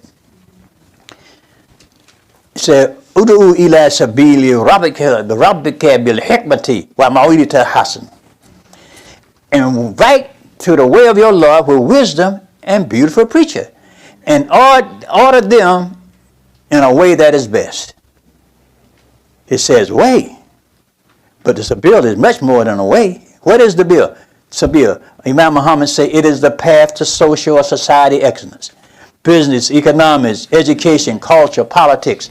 The path to this modern community in a graphic form, illustration, looks like a cross. Not the cross on which they claim to have hung Christ Jesus, but the cross of balance. The steep path, the spiritual excellence. What will make you understand what that path is? He says, making it up that steep road requires that you take care of the orphan, the parentless child, feeding the needy, hungry people in the day of scarcity. Sometimes it is not a minor that needs help. Sometimes it is a whole community needing help that can be identified as an orphan community. The steep path is worshiping Allah, keeping up our prayers, paying zakat, fasting during Ramadan, visiting the sacred house in Mecca. The horizontal path, social excellence, economic dignity, business, education, culture, governmental influence. And we will get there even if it takes a few more generations. When we give up the unhealthy fitna, and I say unhealthy fitna because some fitna is not unhealthy. That word is the same word that that is used to describe the purifying of precious metals. So fitna. Well, what kind of fitna are you talking about? Unhealthy fitna, yeah.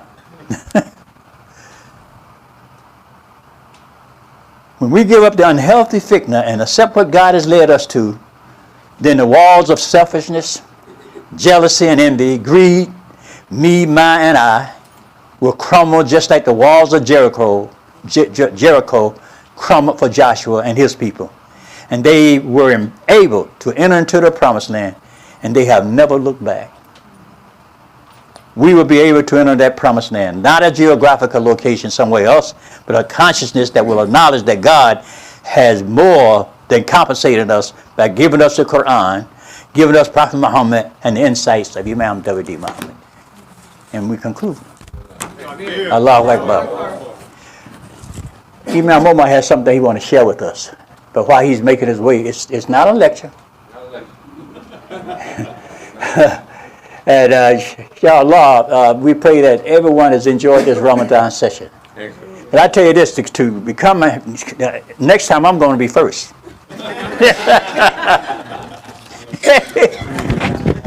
I'll make sure I'm first next time. But when you're the host, you have to respect your guests, your host. The Prophet said, be kind to your guests. Yeah. Never should anybody come here, non-Muslim or whatever. I should never hear from them. I was treated unkind. Now, sometimes it's them, it's not us. Sometimes it's them. They come in, they don't feel comfortable. They leave out and say, man, they didn't treat me well. I know this place here is a place, inshallah, where most of the time people are treated decently. Give me 1 minute. Don't. We insist on that. And while he's getting that, let me mention this. I thank Allah for you all, my family, and I haven't been fasting. And this, I don't have to tell you this. I had an accident, and my body was in severe pain until Dr. Khan finally gave me something. He said, "Man, I got some steroids." Yeah, and I've just finished the pills. And it's really been uncomfortable, but Allah is the best knower.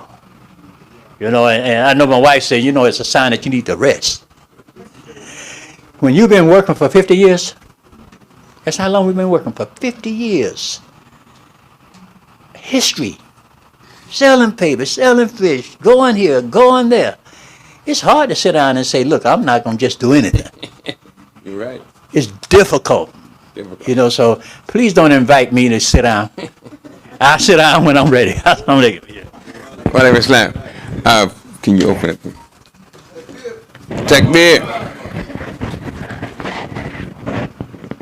I just want to show you, just like y'all are working here, we're still working in Colombia, even in spite of those who left us. I won't name his family and Lorraine and all that, and Sister Lukman. Everything. Hey, have your Masjid up here. Is that it? You can have Lorraine back. Take Lorraine. No. Take her on back to things. We go. I'm going back. Thank you. I like to sleep. We don't want nobody back that don't want to come back. Now, we had lovely people, all of y'all lovely people. We miss you. This is what Rabbani has put together for us. We, like you all here, we're trying to get the, we just want to let you know that this is going to be on our property where we are. It consists of Masjid, school, business plaza, and that would be school. And up top, we're going to have a greenhouse and a lounge area where you can go up and eat and view the city. So this is the Masjid, the new proposed Masjid school and business plaza. Business plaza, Salam restaurant, we're going to have it on this corner. And small shops along the way. This is going to be on the front side. And on the corner we'll have the Masjid, and it will reflect the Qibla, which our present building does not. And so that's just a sneak preview of what's coming, and we're well on the way. Well on the way. So, as Brother Aziz and Imam Aziz and Imam Khalil was talking about, keeping that spirit alive, right?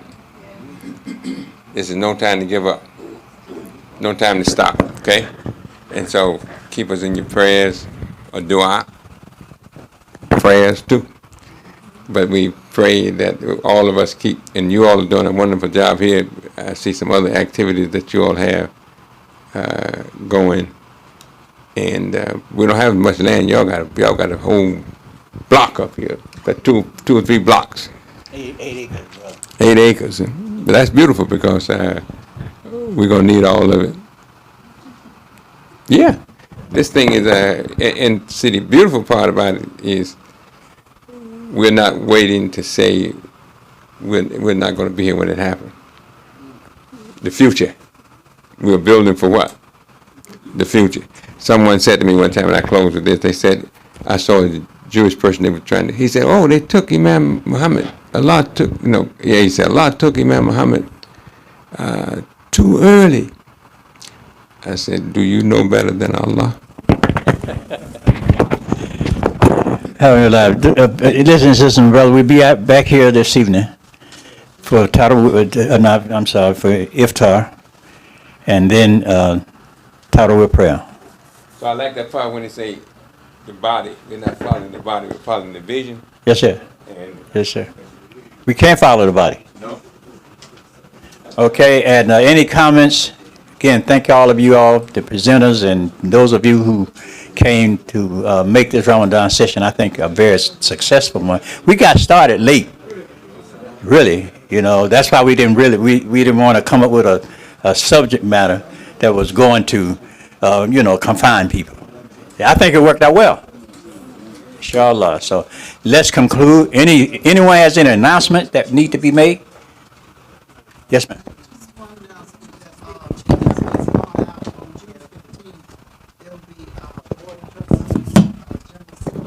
Okay.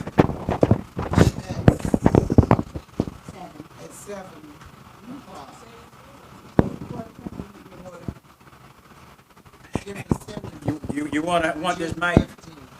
Do you want the mic? I'm one that can't hear her.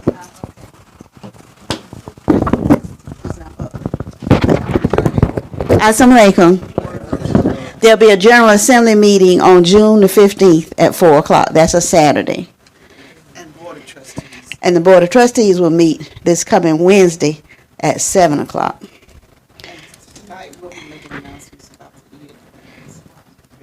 Tonight there'll be announcements about the Eid plans. And since I got the microphone, I just want to make another announcement about service. We will be hosting our annual conference this coming August. And we've got several small fundraisers that we'd like for you to support. Some people have passed out envelopes for our shoe size fundraiser. You just donate whatever size your shoe is. And then outside on the table, we have a few items. We have our I Am My Sister's Keeper buttons for $1. We have our prayer mats, our travel prayer mats with the compass, and they are $10. They come in they're in a zip-up case, and they are $10. And then also we have our service shirts from our retreat that were originally $25, and we're selling them a Ramadan special of only $5. And so you want to move quickly because your size will probably run out. And then we also have the backpacks, right? We have our backpacks, and we're selling them for only $2. So we would appreciate you supporting us with those items. Thank you. That's a good sale. It's a very good sale. Did you talk about the program last night we went to? Okay. Since I got the mic. We were invited to the Penny Appeal Ramadan banquet last night. I know we had a conflict because many of us were supporting the iftar here, but Sister Mary and I were able to go, and there was Brother Maurice, Imam Khalil, and Brother Labib, and Brother Reggie. And they had 3 guest speakers. One brother, I had to remember from my son because he's a professor of social work at Howard University, and when he got up to speak, he mentioned Imam Suleiman Yang, and talked about some advice that he had given him, which I know we all appreciated that. I can't remember the other brother's name, but Eunice, but he was part of the fundraiser, because it was a fundraiser, and they raised on the spot $50,000. They were trying to get 100,000, and the first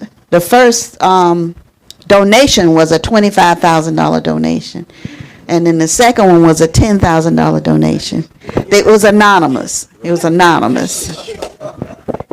And you were allowed to do pledges, but they really put the focus on the orphan, and they mentioned how in our community we tend to forget that our prophet, peace and blessings be upon him, was an orphan who lost his father before he was born, and then he lost his mother. Before he lost his mother, he actually lost his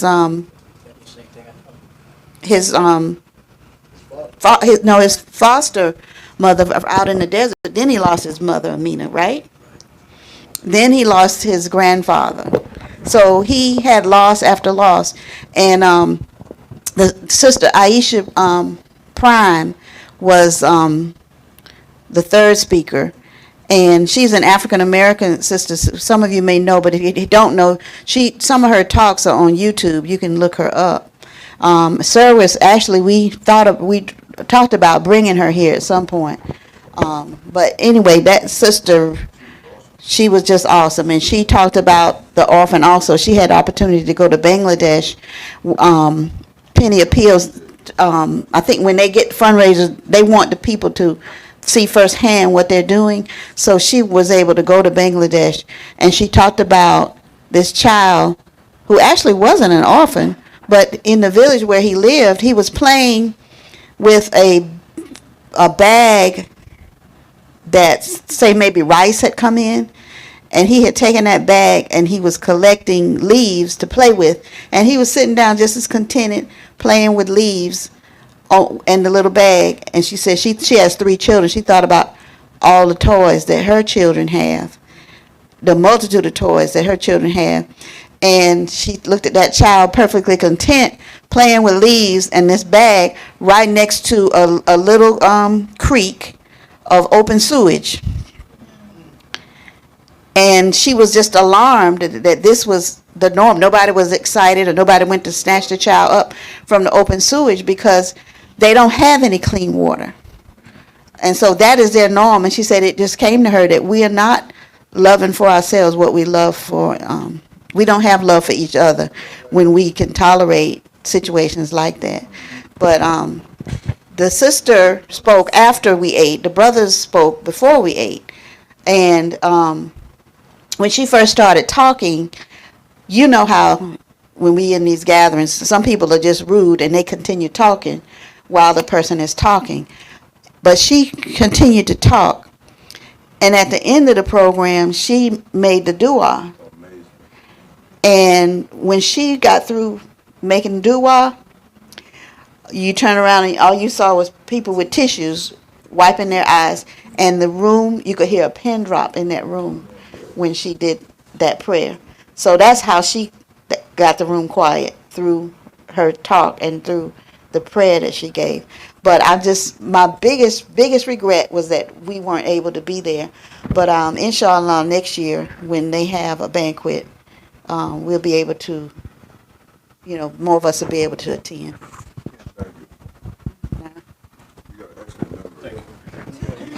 Me? Assalamu alaikum. I'll be very brief. I just wanted to let Charlotte community know that we have 2 people from Statesville going on Hajj. One of them is paid for, and the other one, and their both names are Omar Hassan. One we call Little Omar, we got a big brother, but we may have some type of, anybody going on Hajj from this masjid, Brother Imam? I don't know right now, I don't know. Okay, well, if so, we may have a gathering if we have, someone. They get together and they decide on their own. Right, okay. I don't always know those things. Yeah. What I'm happy to see is that with that flat out there. Yeah. You got all those things out It's there? full, yeah, it's almost. Okay. Okay, but I want to let the community know that, and if you get to see them, let them know that you're behind them, and you may want to put a little money in their hand if you can, because you can't have too much money on the Hajj. And if somebody rip you off, somebody take your money, you in big shape. So, inshallah, so I'll let them know that I told you, and hopefully we can support them. Imam Ramadan's going. Okay. Alhamdulillah. Assalamu alaikum. Do we have any men out there? They need to hear this announcement. This announcement is for the Brothers Summit. It's been a long time of us saying year after year that we wanted to have this type of event for brothers only. So we need brothers to support it and attend. It's on June 21st to the 23rd in Beach Mountain, North Carolina. Okay, we are going to be together in a large bunkhouse where the charge is $175, but that covers room and board for the whole weekend, inshallah. The flyers are out in the lobby. Here's the flyer here, and it says this summit. It's called the Jabal An-Nur Mountain of Light Spiritual and Social Development Summit, the Brothers Summit. This summit will provide opportunities for the men of various masajid to interact in a non-traditional setting, free from distractions, to work on improving our spiritual life and social relationships with each other. We will give our undivided attention to the most critical aspects of spirituality as it relates to the practice of Al-Islam and to our social needs to build meaningful, genuine relationships that are critical to healthy community life. So every brother within earshot, and we still streaming, I believe. So inshallah, support this event and attend June 21st to the 23rd. Assalamu alaikum. That's it. I want to just mention one thing. Two things, really. One thing, two things? Oh. Yeah. If you can't fast and you have a chronic illness, then you have to give charity. But if you can't fast because of sickness or whatever, when you are well, then you have to make those days up. And you have a whole year to make the days up. And you have to make them up before the next Ramadan starts. It's not like, okay, the next month you got to start right away. You can if you desire that. But you have a whole year to make the days up. So anybody who misfasts them because of sickness, understand that that's what you have. Allah is merciful. Okay, that's it. Been a nice time. Anybody else? Okay, we're going to cook. We want to announce that we have a summer camp this summer. If you have any grandchildren or children, the camp starts June 17th. Just spread the word. And also, on behalf of the Board of Trustees, I would like to thank all of the brothers and sisters that came out yesterday and participated in the cleanup. They did a fantastic job out back, and the sisters did a fantastic job in the kitchen, and we really appreciate that. And we will be coming before the community on June 15th with updates on the renovations.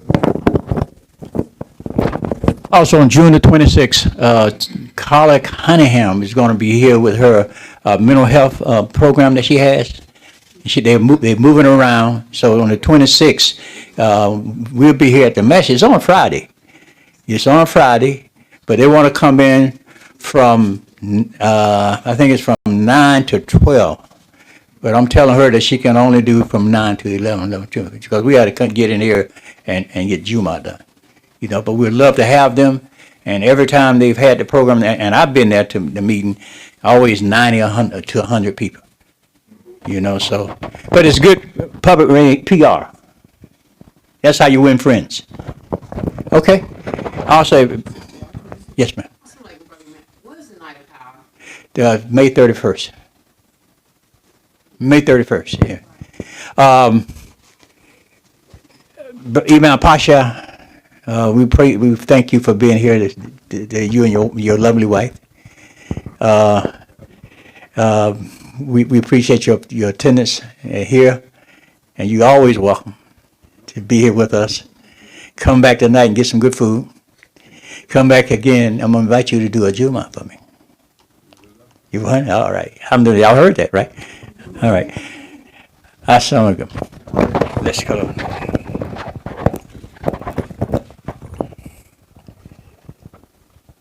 ربنا آتنا في الدنيا حسنة وفي الآخرة حسنة وقنا عذاب النار.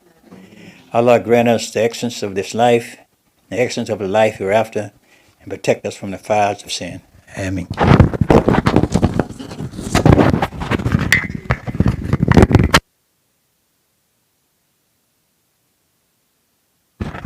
It's time to pray.